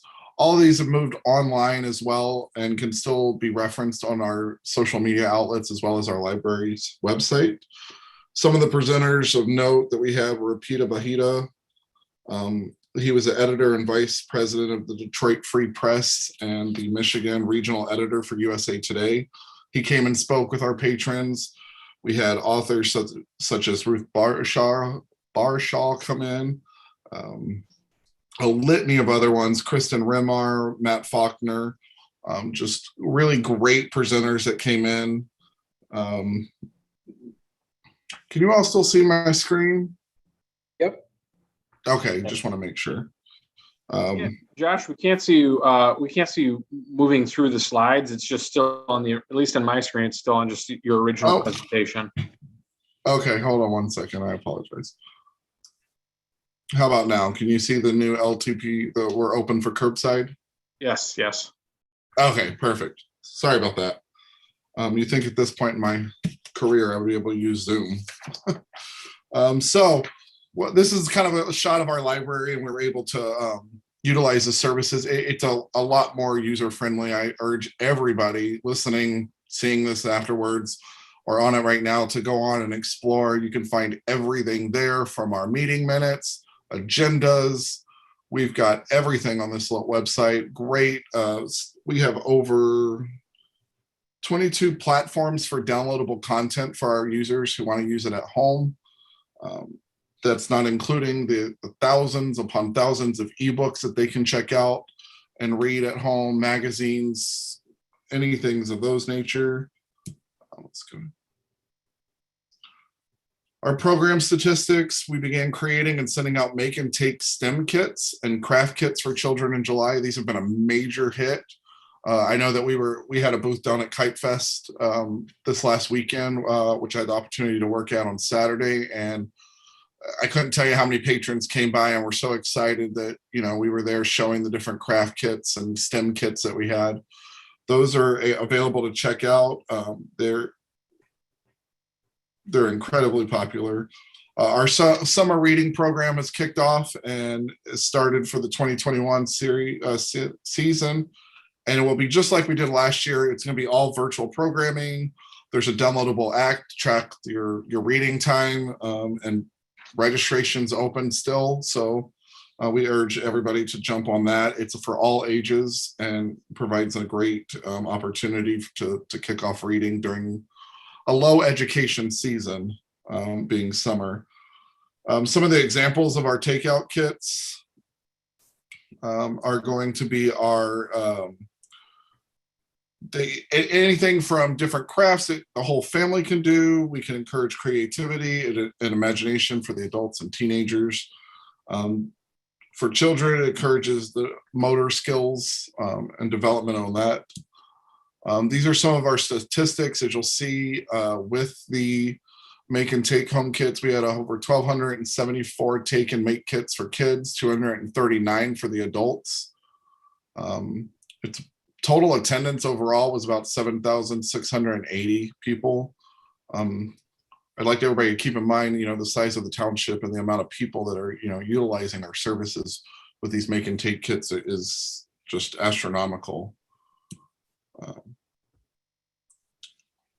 Things for adults that we have over 20 hotspots on wireless internet connections. For those who don't have access to internet, it's a vital tool, as I think this last year has taught everybody. I don't want to get too political, but this internet should not be something that, you know, hinders somebody from reaching an educational source. So the library is definitely, you know, committed to providing that for our patrons and our people in South Lyon. We have over 10 Chromebooks, air quality monitors, wireless amplifier, and mic, all available for checkout to our patrons. The Discovery Kits, 66 kits that we design and teach fundamental science, technology, engineering, art, and math skills. We check out about 50 kits a month. So that's a great tool that we use. We have also had the Pathway launch pads. We have 32 launch pads. These are non-internet use pads that are preloaded with games, educational games, apps for reading, math, and skills. Each tablet's themed, and you know we actually received a grant to purchase tablets, these similar tablets for adults that, you know, work on memory skills. So that'll be a great, you know, opportunity for our aging patrons. As I said earlier, we have 22 platforms that we allow our clients, sorry, I'm in work mode. 22 platforms that we allow for our patrons to use and download for source material if they didn't feel comfortable coming into the library. This is all stuff we offered pre-pandemic, but now we're ramping up as well as in pandemic. Some of our resources are better utilized this way since we are running out of room in the library for physical books. That's not to say that we don't have a need for that, but this is definitely a better outlet that we can also drive home in order to provide services for people when they don't want to come in, or we just don't have the room to house everything that we need. These are some of our sponsorships. The library director and the staff go to extra mile creating meaningful and collaborative with other community organizations, not just in Lyon Township. We work with our neighboring communities, organizations, our network of libraries throughout Michigan to provide these. And these are just some of them.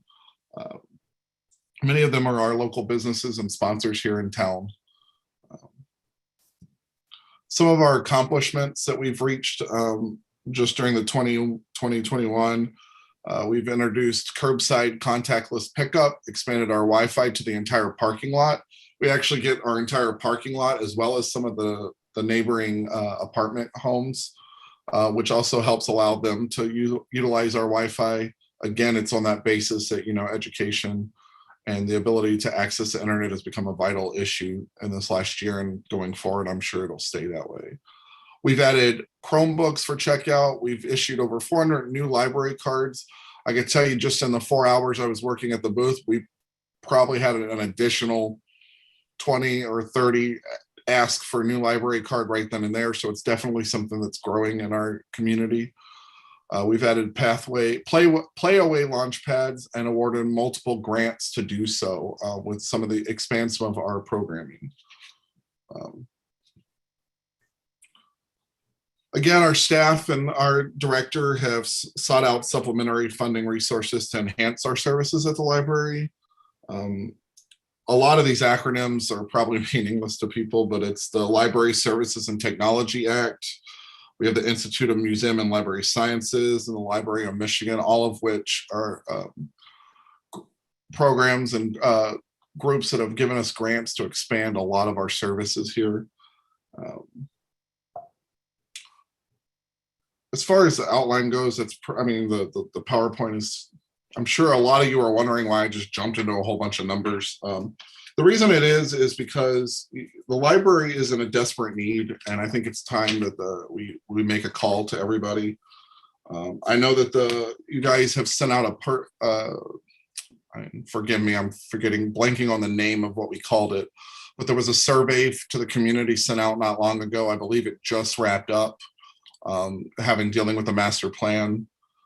I know that the results of that are, there's about 60% of our township that's in favor of either a new library site or expanding. That's 60% of our population. Well, let me rephrase that. That's 60% of those who replied to that survey have come back and said that that's what they're looking for with the library.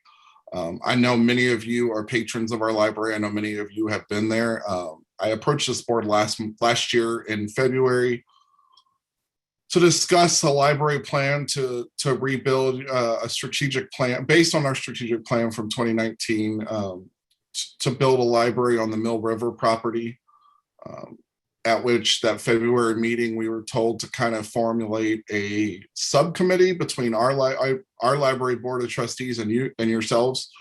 We sent that invitation out and we received a few responses. So I believe Ms. Carconi and Mr. Swain sat on that board with us. It was in that meeting that we took place, and I believe that was March. It could have been February. Again, days seem to just roll into the other one lately, but it was earlier this year we met, and it was brought to our attention that we really shouldn't be meeting in a subcommittee, but that we should be coming to the board at whole. So that's why we're back here again. We also, we discussed it as a board, and last year when we came before you, we had the strategic plan, architecture sites, all that stuff that we presented last year. And we were told that we should come to you guys first so we can put the property first and then go to the strategic plan. So that's kind of what the library board's doing today. We're here today to ask the board of trustees for Lyon Township, where can we put the library? We need your guys' help. We're a vital, and I'm going to say vital with a lot of emphasis behind the word, a vital service that we provide here in the Lyon Township. And it's in need. This township is growing astronomically, as all of you can see, because all of you are the ones who know it better than anybody. You're the ones dealing day in, day out, seeing the paperwork, seeing these site developments as we just sat through a few, and it looks like we have a few more to go today. All of these are just signaling to us that with the amount of patrons that we have, we need a bigger library. There's one other little thing I'd like to kind of bring to the attention. It helps put it in a little better perspective. Most libraries in the surrounding areas are sitting at about a square foot per person based on population. If that helps put anything into perspective. So we're looking at Salem is sitting at 1.15 square feet per person in Salem Township. Well, Salem South Lyon, I should say, because it covers both. The Milford Library is sitting at 1.49 square feet per person. We are currently sitting at we're at 1/10 of a square foot per person in Lyon Township. And we're offering more services, if not the same, than almost everybody around us. We are the only library one of the only libraries in Michigan that remained service oriented throughout the whole pandemic and shutting down. We were one of the first to open back up to the general public in some form. And we continue to do that. So that's kind of where we're coming from, just the sheer volume. If you look at the square footage per person, it's astronomically different than everybody around us. When we are I believe we are the fastest, and somebody correct me if I'm wrong, the fastest growing township in Michigan currently, if not one of the top 5 for sure. And yet our library is like one of the smallest based on population density. So that's kind of what the library board's asking for. I'll quit babbling. I've already made my point, I think. So we would like to open it up to you guys to find out what you have for suggestions. The subcommittee did suggest that we ask the board as a whole rather than just a subcommittee. So that's what brings us here today. Okay, thanks, Josh.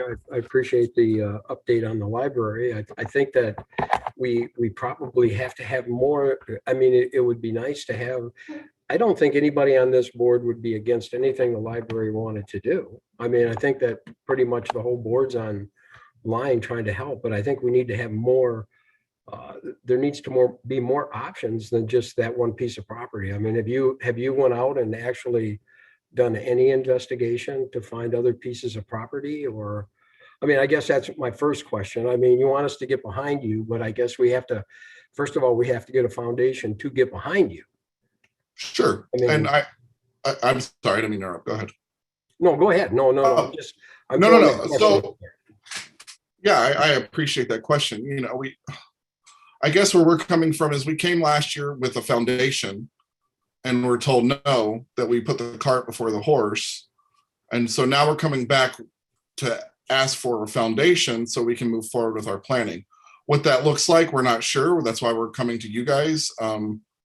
We want to see what property we can identify with your guys. You guys are the board of trustees of the Lyon Township. So we're just kind of following the lead that you guys gave us last February to come to you first.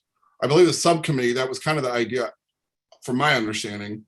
Last year, the subcommittee would identify those properties, but then we were kind of informed that no, we really should come to the board township to have the discussion. So that's why we're here today. I guess I'm just a little bit lost at how the township, you'd like the trustee board to identify properties. I mean, I would like, it would be nice if you went out and you found some properties that would be usable for the library and then brought them back. And then possibly we could get involved a bit to try to help out to see what we could do to help. But I mean, I'm not really sure what you're asking tonight. I mean, I think that most of the people here at the board are behind the library to grow. I mean, I don't think anybody here is trying to stifle anything. We're just, I'm not sure exactly what you're asking for tonight.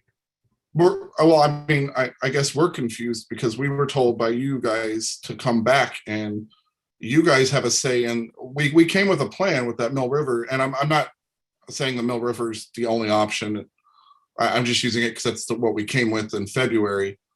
And you told us that we had kind of put the cart before the horse and hadn't talked to you about a piece of property before going through with a strategic plan. So, but that was one coming to you. That was one option. I'm saying if it was quite a few years back that the deal was with the library to get the millages and everything was going to go through. And in the meantime, I think that, we've looked at the library as, we didn't know what was going on. I mean, this is actually the first update since then.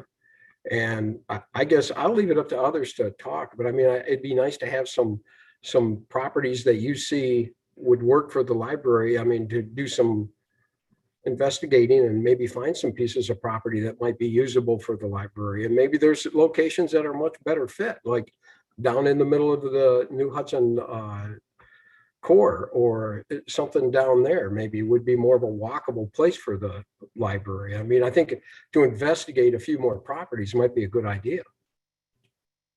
I agree. I think that we had come to that conclusion, but we decided that the township would like to have more say in the property, since that's what we were informed of, which is why we formed that subcommittee. And then the subcommittee referred us here. So I think that's kind of the issue is, it seems to be, at least from my opinion, that, we're told to go to this committee. We formed that committee. That committee tells us to form this committee. We moved to this committee to talk about it. I guess I don't know where to start, because every time we try to start this, we end up being told to try a different route. I think that we just need some options. We need some options for different things you'd like to do. I mean, it seems to me that you've got to focus on one thing, and you're not actually bringing us anything to help you with. You're just focusing on one piece of property in one place, and that's it. Well, no, we're not focusing on one piece of property. What we did was we went to the subcommittee to identify several pieces of property, but then the subcommittee was informed that this was an inappropriate committee to do this on, and that we should come to you guys to talk about and identify several pieces that we can then bring back to the subcommittee and discuss. Well, maybe that's what we need to do. Maybe the library board should identify some properties that they're interested in, and maybe there's something that the township trustee board can do to help.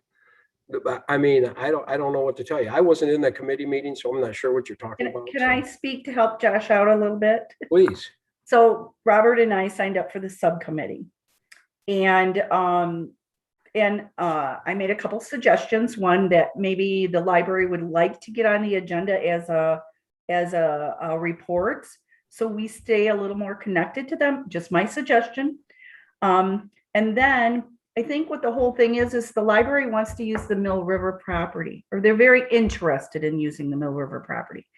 Robert and I can't say you can use the property.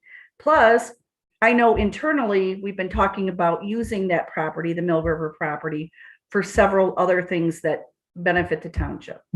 And so if that's the property they want to use, they have to come to this board to ask. Robert and I cannot do that. We're just two people. We're two people of the 7-member board. So I think that's actually what my suggestion was. If this is what you want, to only use that property, we can't say yes to that. That has to be up to a 7-member person. I did ask, could we possibly look at expanding above our, like adding an addition on the current library? Is that a possibility? I don't know. Could it be possible if we bought a connecting piece of property to the current library? I don't know. I don't know if you can build that. I don't know if that's possible. These were a few things that I had asked, can we look into this? Is this something, have you already done this? And so I want to help Josh out, because that's what happened. And I said, I think if you really want the Mill River property, you have to ask the board, not just Robert and I, and Robert can chime in too, but I think that's what the library is asking for. I can't speak for them, but I think that's what they're very interested in. And so they're looking for their property in order to go forward, I think, is what they want to do. I mean, you got the gist of it. I'm not saying that we're only looking at Mill River. Yeah. It's obvious. We've already asked for the Mill River property to be used. That's what the February 2020 meeting was about. I mean, that's what we presented on, provided the studies, paid for the studies to happen. And we were told we put the cart before the horse by not asking and letting you guys know that's what we were looking at. I think that particular issue is a little, let's just kind of put it aside, because it was one of those miscommunication between the both boards of, we were under the understanding everybody knew we were using that property for our studies.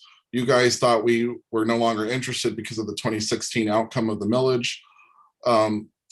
So that was the confusion there. going forward is kind of what I really want to talk about and focus on today. And if that's something we need to do and identify properties and then bring it back to this board, we are fine with doing that. We were just under the understanding that that was supposed to be what the subcommittee would do. So you guys had a say in that in some form or fashion. And then we would bring that forward to this board. And then in the subcommittee meeting, we were under the impression that that was no longer an option, that we should bring everything to this board, because there was no point in doing the subcommittee until we identified a property, is what we were told. So that's where I'm at with it. Okay, I think it's a little bit of. Just before Sorry, you say John. anything here, Robert, I just want to say one real quick thing. I really don't think that, we're going to get anywhere tonight, because no one on this board really knew what the whole idea was. So I think that a smart thing to do, this is just my opinion, would be go out, get some options. If you wanted to put Mill River in the whole block of options, and then, put it as an agenda with that focus, like saying, hey, we're going to come and ask for the Mill River piece. And then this board could actually talk about it. But we didn't know that. I mean, the update to the planning, we're not ready to make a decision like that. Oh, I don't think we were asking for a decision tonight. I was saying that we were told, come to the board. The board will think about some of the ideas and come up with some property ideas that we can then further research and move forward with a subcommittee. I'll let Robert go ahead, because I think Robert has something to say, and he was kind of there with the subcommittee.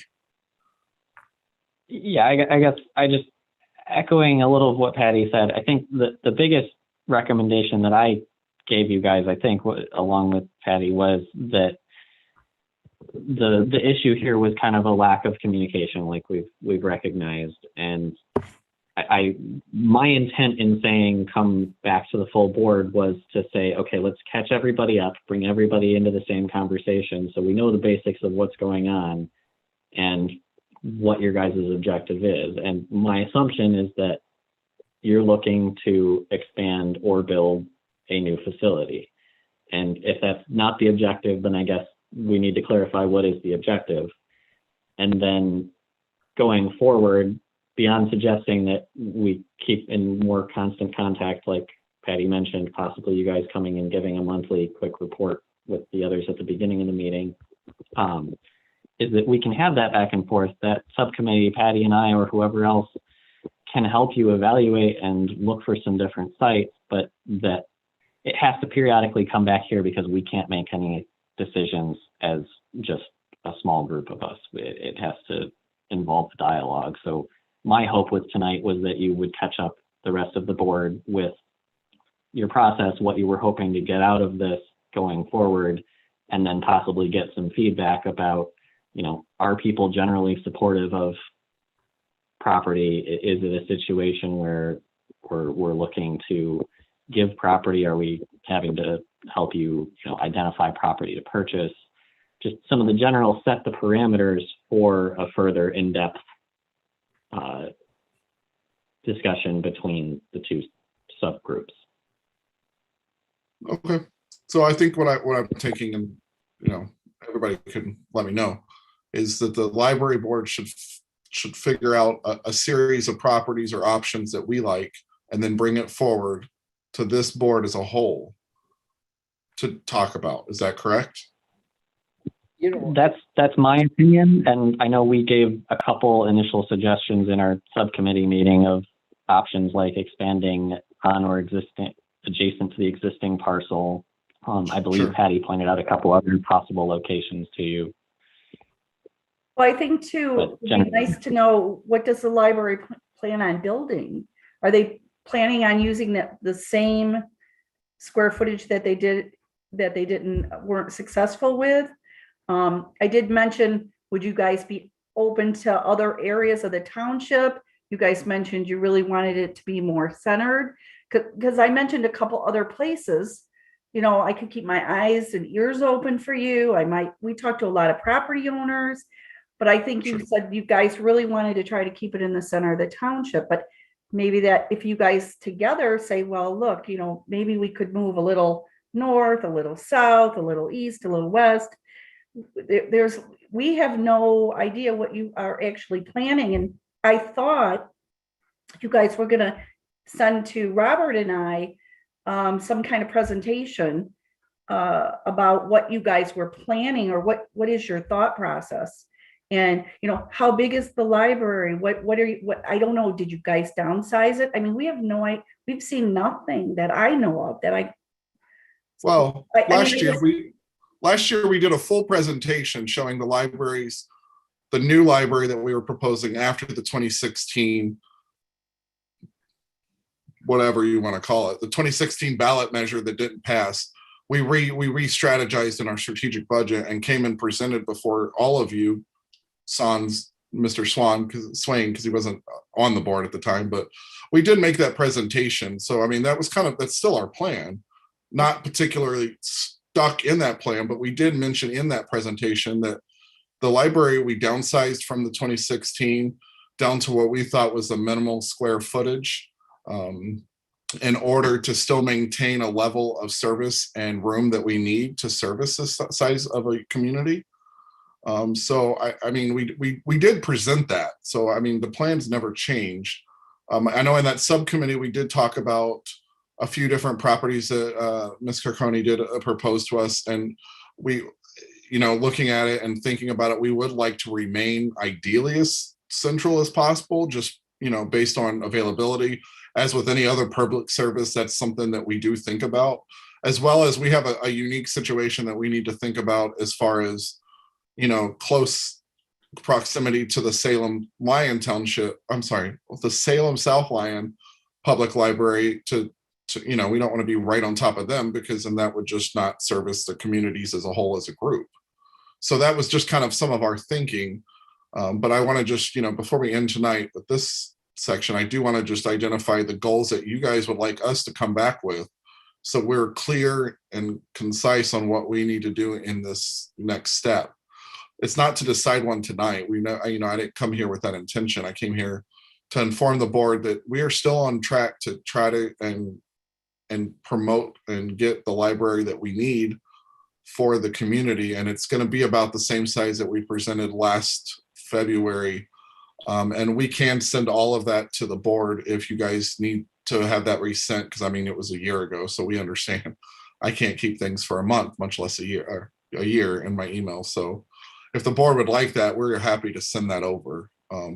And just keep in mind, that's based on our Mill River property that we presented, because that's what we thought at the time we made those presentations. But it'll give you an idea generalized of the size that we're looking for. Based on that, I mean, there is stuff in there for the Mill River, and we would still like to discuss it because it's an ideal location. It was kind of, advertised as the library board. I mean, as the library parcel. There were signs put up, as we've heard previously. So, I mean, that's kind of our thinking, but we're not stuck on it. Our first and foremost idea is we need to service our community as best as possible. And that's only going to be done through a change in our library situation. Josh, can I ask you, I know you told me just one more time, can you tell me how many acres you're hoping for?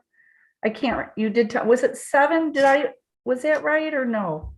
I want to say, and I'm sorry, I don't have that exact number in front of me. I want to say it was closer to 8. Okay. I think that's kind of the minimum, but I will get back to you on that answer. I don't want to give a definite answer and it be wrong. Yeah, no. I'll tell you what I really think would be a good thing, Josh, and I really believe this. I like Robert's idea of maybe each month getting in the reports, and let's keep in contact, and let's keep talking about the different things that we're going through. And this board would stay informed if you did that. I mean, if you did a once a month, just we get in the reports and just tell us what the library's doing, what's going on. I mean, that communication right there, I think would be valuable to this board. And I told the subcommittee, which was just 2 of you, that's my new plan. I am going to go forward, and the board has talked, and I will be the one, to come make those regular reports, and we'll do that. I think for that's sure. a good idea. And they don't have to be lengthy. They just have to be, let us know what's going on. Let us know if you're finding anything or if things are working, if they're not. I just think it'd be a valuable tool for us to all get to know each other, and Sure. we need to work together for sure. Perfect. I'd like Kind to, of jumping back, I'm going to interrupt you. Sorry, Lisa.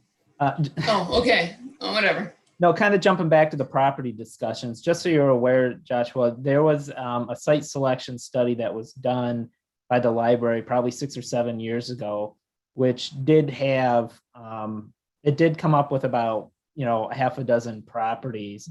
I think one of which was in New Hudson, one was the, in front of Abbey Park, one was the 11 Mile and Milford corner too, where, we've on and off been looking at the township having a park there. So even with like that particular parcel, there's that's a huge acreage. So I mean, there's probably room there. Even if you're looking at the 5 to 7, 8 acres, there's probably some sharing of property that could come up, and other ones around the township. So I just ask, that study is probably still out there with those properties identified. So that might save you some time and effort. Yeah. Do we know who has that? Who can provide that? Quinn Evans was the one who did the study. Okay. Yep. So, I'll see if we have it in our file then. Okay, Lise, did you want to say something? Yes, I just wanted to clarify, that presentation was in March 2nd of 20.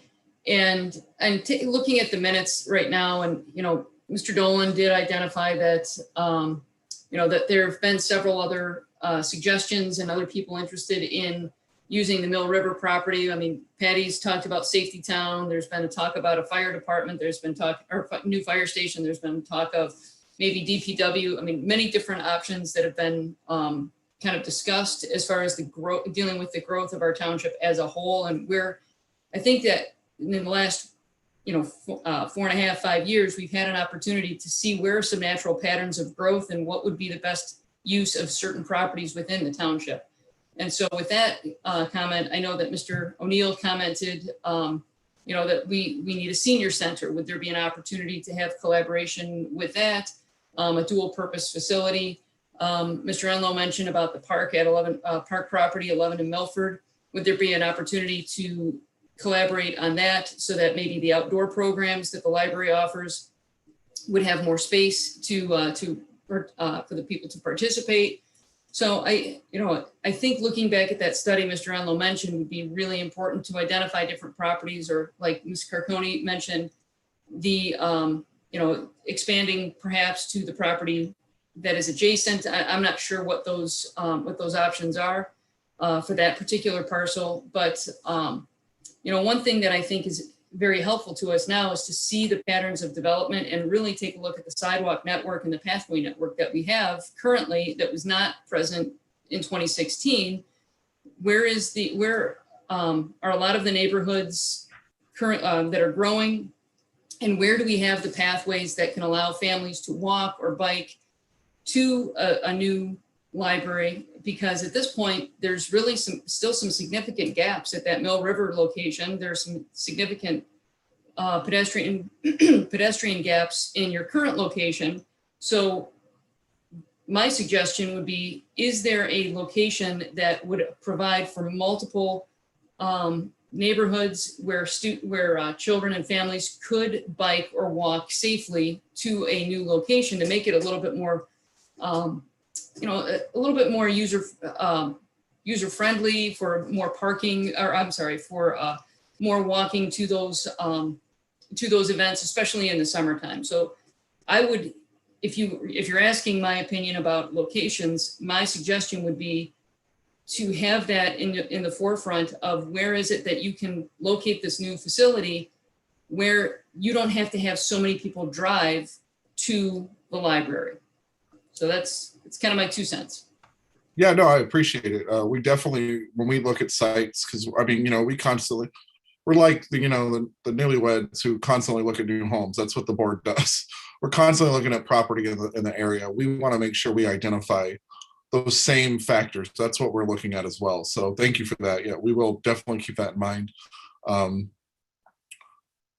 guess what I'm asking today, I guess, is what going forward, it sounds like the library board needs to come up with a few or more than a few different locations throughout the township that we can identify to this board so that you guys can then come back and discuss and determine what you guys would think and see your opinions on it for the next steps. Am I understanding that correctly?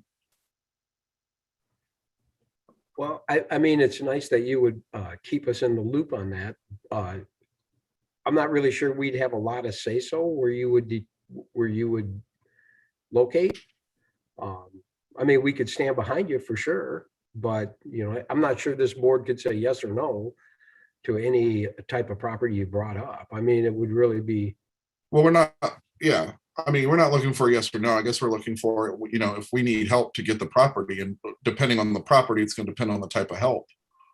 You know, like with the Mill River property, we identified it, did our feasibility studies, did our strategic plans around it, and then we had to revamp after coming to the board. So I guess that's why I'm asking, like, what's our next step for us with you guys to make sure that we have your backing? Are you asking for like possible funding to help with a piece of property? I mean, I guess you'd have to bring that back to the board when you figured that out. You know, I mean, if you found a piece of property and you wanted help with that piece of property, I guess this board would have to make that determination then.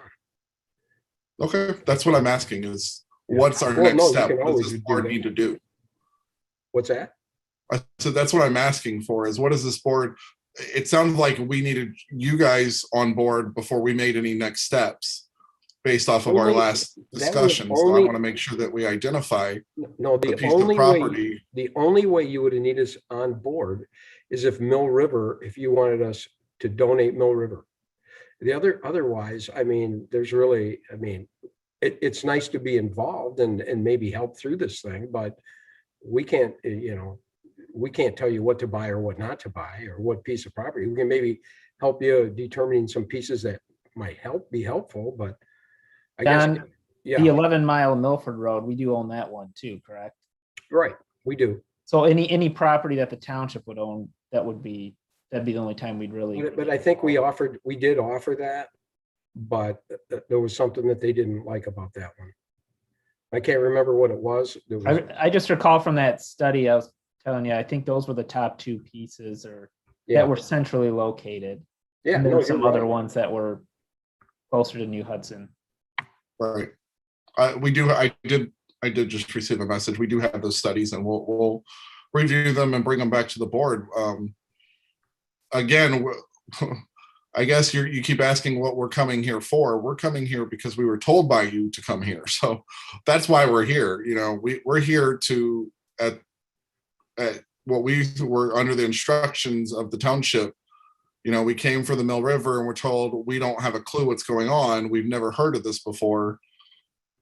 So we formed the subcommittee. We formed the subcommittee. The subcommittee said, we can't really do anything. You need to go before the board to have them have input on what pieces of property sound good. So that's why we're here today. But what it takes is that we need to get that piece of property identified and then come back to you. We're happy to do that. Well, again, it would only be properties that the township owned. Okay.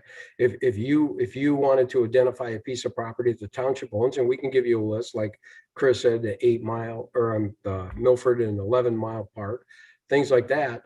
If that's what you wanted, and then come to see if we would donate that. I mean, that would be, you would have to come to the board. Sure. Or if it was Mill River and you wanted us to donate that, you would have to come to the board. But if you identify one other piece of property that's neither of the properties the township owns, we wouldn't really influence that at all. I mean, you wouldn't have to come into, I mean, it'd be nice to be informed, but now that we're not, you know, involved in the property part of it, I mean, we can only help, you know, stand behind the project. Or the library was in no way asking for this board to influence anything as far as property outside of the township. The few pieces that we have identified have been controlled by the township. So that's kind of what involved this situation to begin with. And so that's what we'll do. I know that it's been brought up on everybody's side about maybe expansion of the library. So I want the board members to, to maybe look into that. So when we do determine if that's the best option, when we come back to this board, what does that look like? Because as it stands, the township owns that property. We do not. As a library, we rent it from you guys. Again, we would be part of that because we Sure. have ownership in that. I mean, them types of properties, absolute. We would Right. have And to- that's, I guess that's what we thought you guys were saying the only way that we can go forward is if it was a piece of property was to start with you guys at the beginning. So that's why we're here. I have a better and clear understanding of what you're asking. So I will for sure be back next month. So great seeing y'all then. And I'll bring some few pieces of property with me to help. Okay, that'd be wonderful. Josh, John, go ahead. Can I ask real quick, the presentation you gave the board live in March, would you be able to email that to me? I mean, others may want it too, but if you could email that to me, I'd appreciate that. Yeah, for sure. I'll have it sent out to all the board members so you guys have it. Again, I just want to preference, remember that's with the understanding of the Mill River property because, it's sure built Thank you. for that particular piece of property throughout from Quinn and Evans. Okay, thank you. That'd be great, Yeah. Joshua. Thank you for your time and thanks for coming in and informing us. It really was informative to me, so.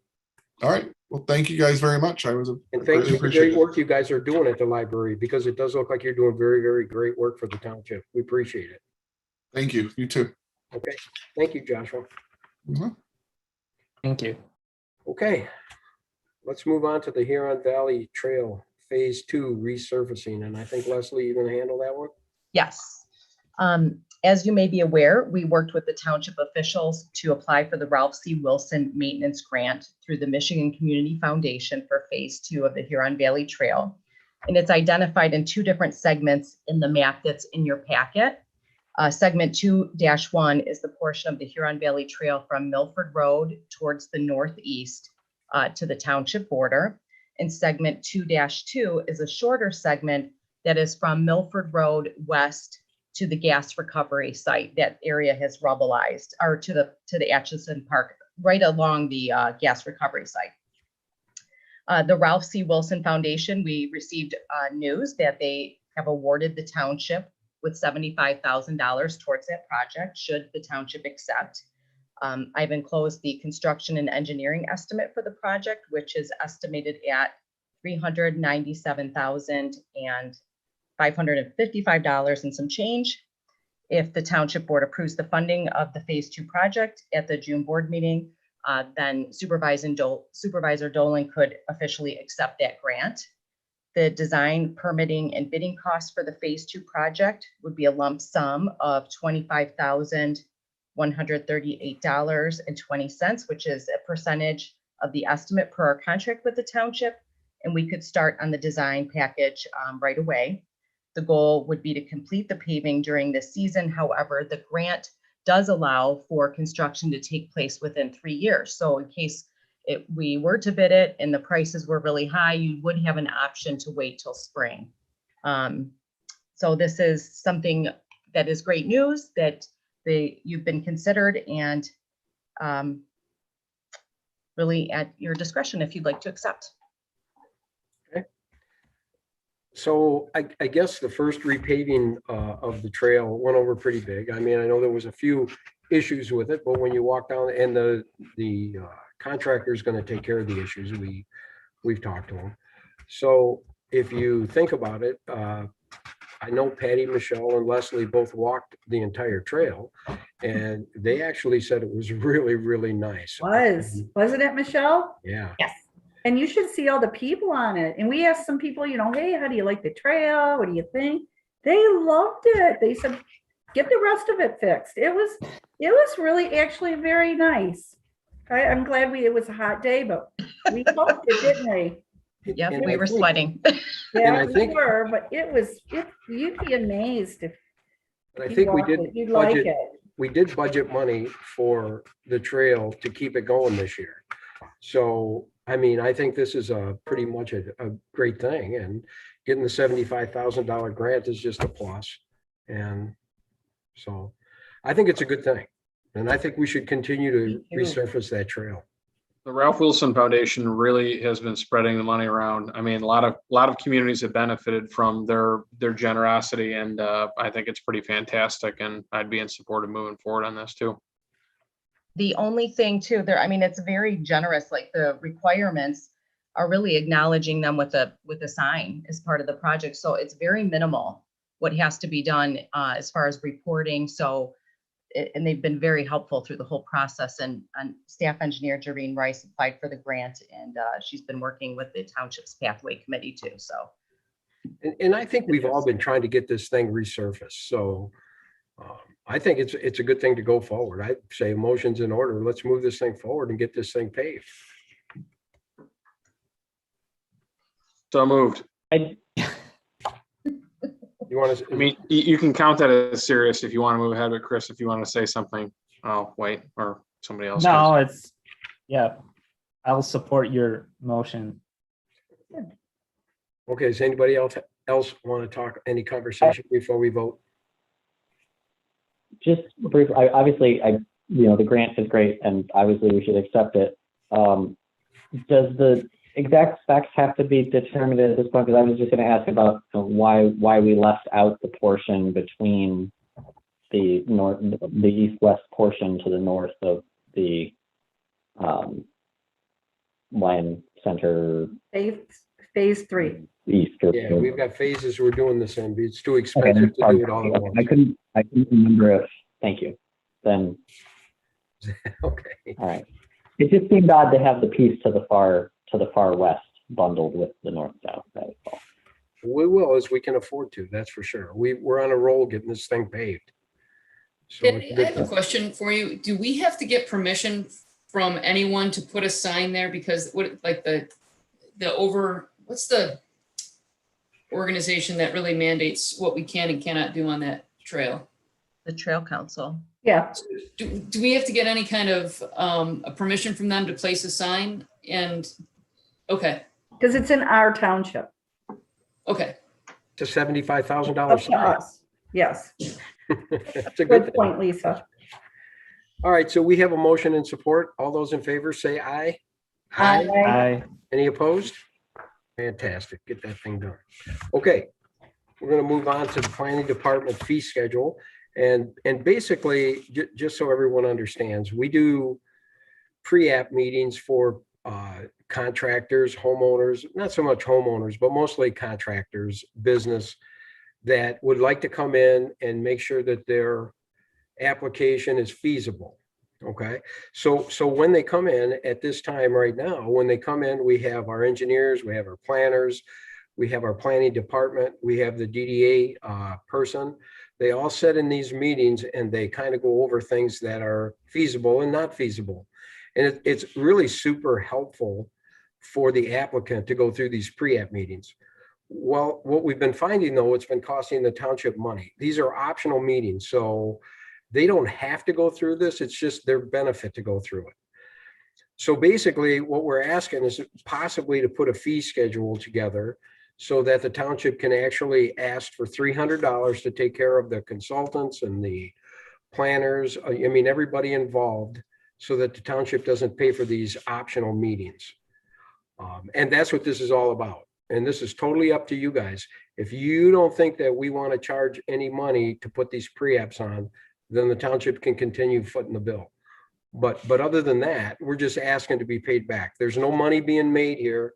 This is basically a couple hour situation. It's an hour to an hour and a half, basically, that we spend a lot of time letting these applicants understand what they can and can't do. And it's good for it's good for them. I mean, they understand when they come to the meetings, it's a little bit easier to get through them when they understand it. John, just to clarify, this is not for a resident. This is for a developer coming in. Just business, commercial. It's pre-app for big projects. And this is probably about half the fee that most other communities would charge. It's pretty nominal. It still will, I mean, it would barely cover our cost. That's right, Sean. I'll be honest with you. We're not trying to make money on it. It's basically covering our cost. Yeah, we would not make money on it. We would not lose money on it. And I think it's fair, because when a developer comes to town, they're here to do a development and make a profit, and that's certainly their right. but it should not be subsidized by dollars. So we should be offsetting these costs, and I absolutely support this fee being charged. If it were for a resident with a question, I would say that, we should address that. And I know that's why I asked my first question.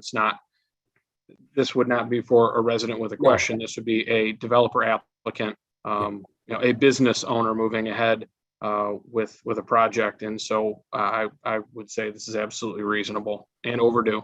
And again, Sean, these are totally optional. They don't need to come. If they don't want to spend the fee, they don't have to come. I would find it hard to believe that any of them would balk at a $300 fee when they're doing a multi-million-dollar project. I mean, it's still very nominal and probably lower than most anybody around. See, now, I don't think that we've done any research on other communities that have this fee. I think basically all we wanted to do was cover our base and not pay for it. I'm very familiar with one other Oakland County community that charges this fee, and it's roughly twice this much. How we arrived at that number, Sean, is Leslie and I took a look back at recent pre-app meetings that we've had. We said we spend between an hour and an hour and a half on those, and basically that's what's going to cover our hourly rates. Sure, because you're prepping before the meeting, reviewing application, or I should say material, then sitting down with them and possibly following up, because no one has all their questions answered in a meeting. There's always something you've got to follow up in. So it's more than fair. John, I would like to comment that I really like in this letter that that Catherine outlines that the pre-app meetings, that the level of service is not going to change. I mean, we're already doing this from our township employees, and that it definitely beneficial to the applicants. But I think that it's very clear too, with the 150 for the engineer, 150 for the planner, that it's really just saying that we're already doing this. We're just passing through this fee to the consultants. And so I appreciate the clarity of the letter that we have tonight. Yeah, I mean, we talked about this in an admin meeting, and my thought was bring it to the board's attention, let them make the decision.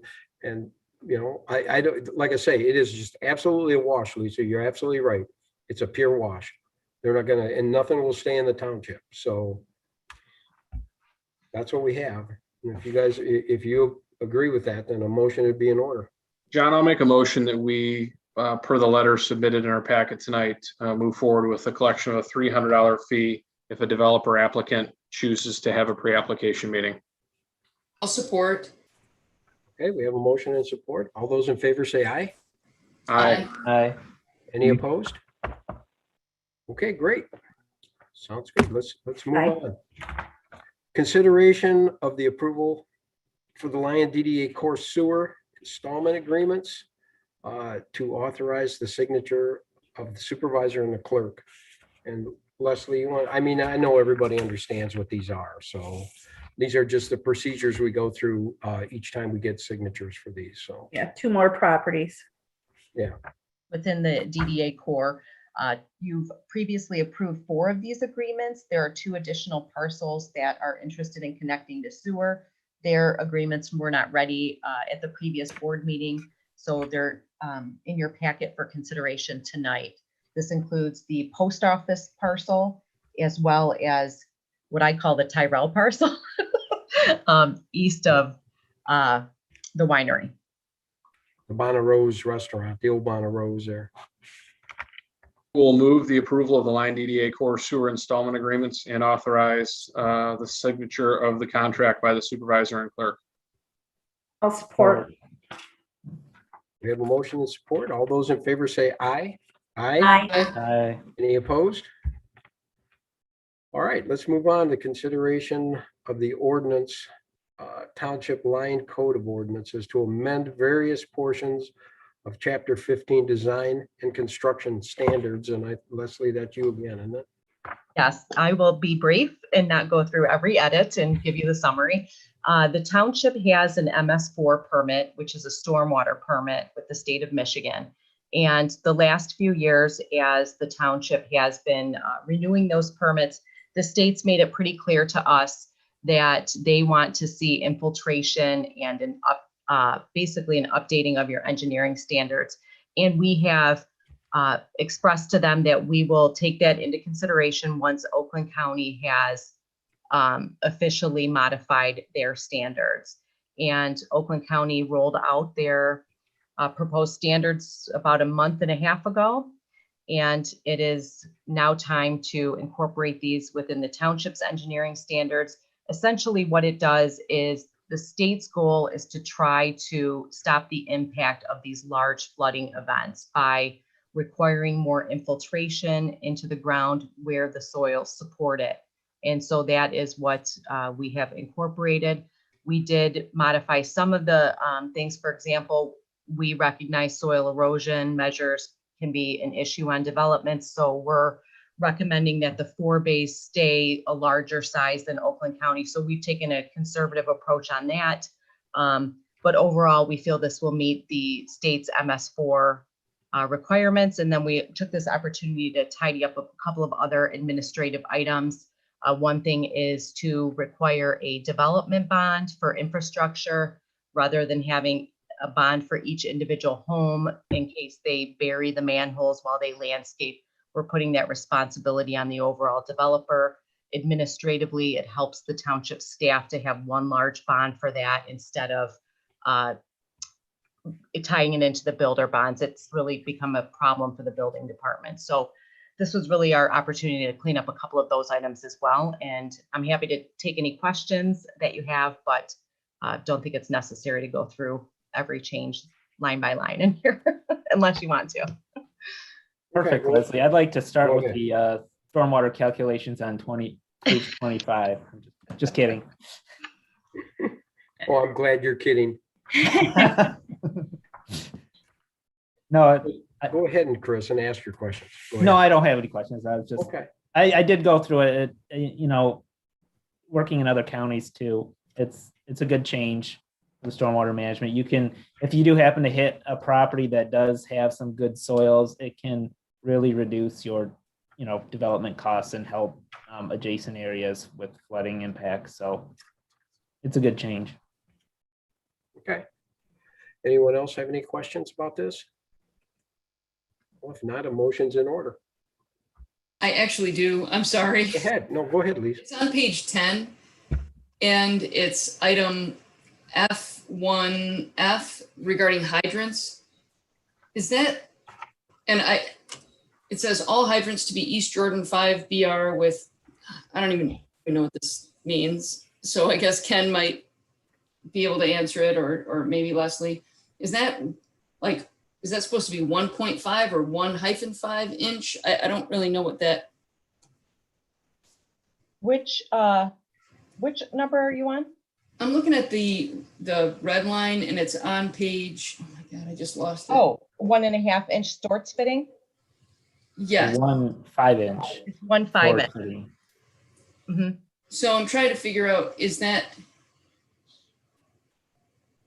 what is, It does look like you're reading it as a range, like you can have Yes. a 1, 2, or 5 inch, Oh, like you have an option there. I should spell it out then, huh?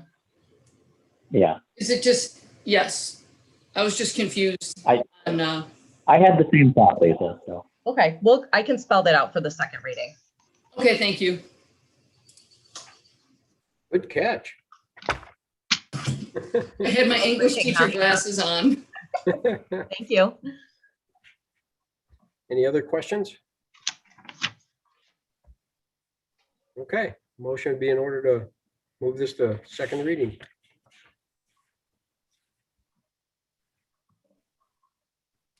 I'll Okay, make a I'll make, motion. Oh, go ahead, Sean, go ahead. I'll make a motion to move ordinance number 07-21 to second reading. Or All right, we have a motion and support. All those in favor say aye. Aye. Any opposed? All right, moving on to our last item, resolution 2021-15 to adopt policy relative to review and granting of poverty exemptions by Lyon Township Board of Review. I can do this That's if you want pretty me easy, to. then. Go ahead. this, we have to provide a poverty exemption resolution. And I think the last one they said was like in 2016, the laws changed at the state. So we had brought the resolution to you, or the poverty resolution with the, it'll also have the application to, we'll make an application for the people that want to apply for a poverty tax reduction. And with that said, we didn't include the asset test, and the state is now asking that that be included. And so Stephanie revised this for you, but we have to bring it back to the board. So that's the only change in here, is that asset test. That's it. Okay, everyone understand? Patty, that sounded like a motion to me. I don't know. Yeah, I can make that motion. Did we get that motion? PA 253 of 2020 poverty resolutions as submitted. Or Okay, I'll support. we have a motion and a support. All those in favor say aye. Aye. Any opposed? Okay, well, that concludes our agenda for tonight. And does anyone have any comments they'd like to add, or if everyone's good? John, I actually would like to mention it. I found out recently that Kathy Weir retired, and I just wanted to thank her Sorry, for. we didn't announce that. I'm sorry about that. Oh, that's okay. I heard it through the grapevine, but I know that. wanted to thank her for her years of service in the township and her multiple roles. Thank you, Lisa. I'm very sorry I forgot. Yeah, we loved her. Okay, if that's all we have. Thanks, we're gonna- everybody. We're going to consider this meeting adjourned. Thanks, Night, everybody. everyone. Thanks, everybody. Good night. Good night, thank you. 2 p.m. Thanks, Rob. Good night. I, Thanks, you know, Rob.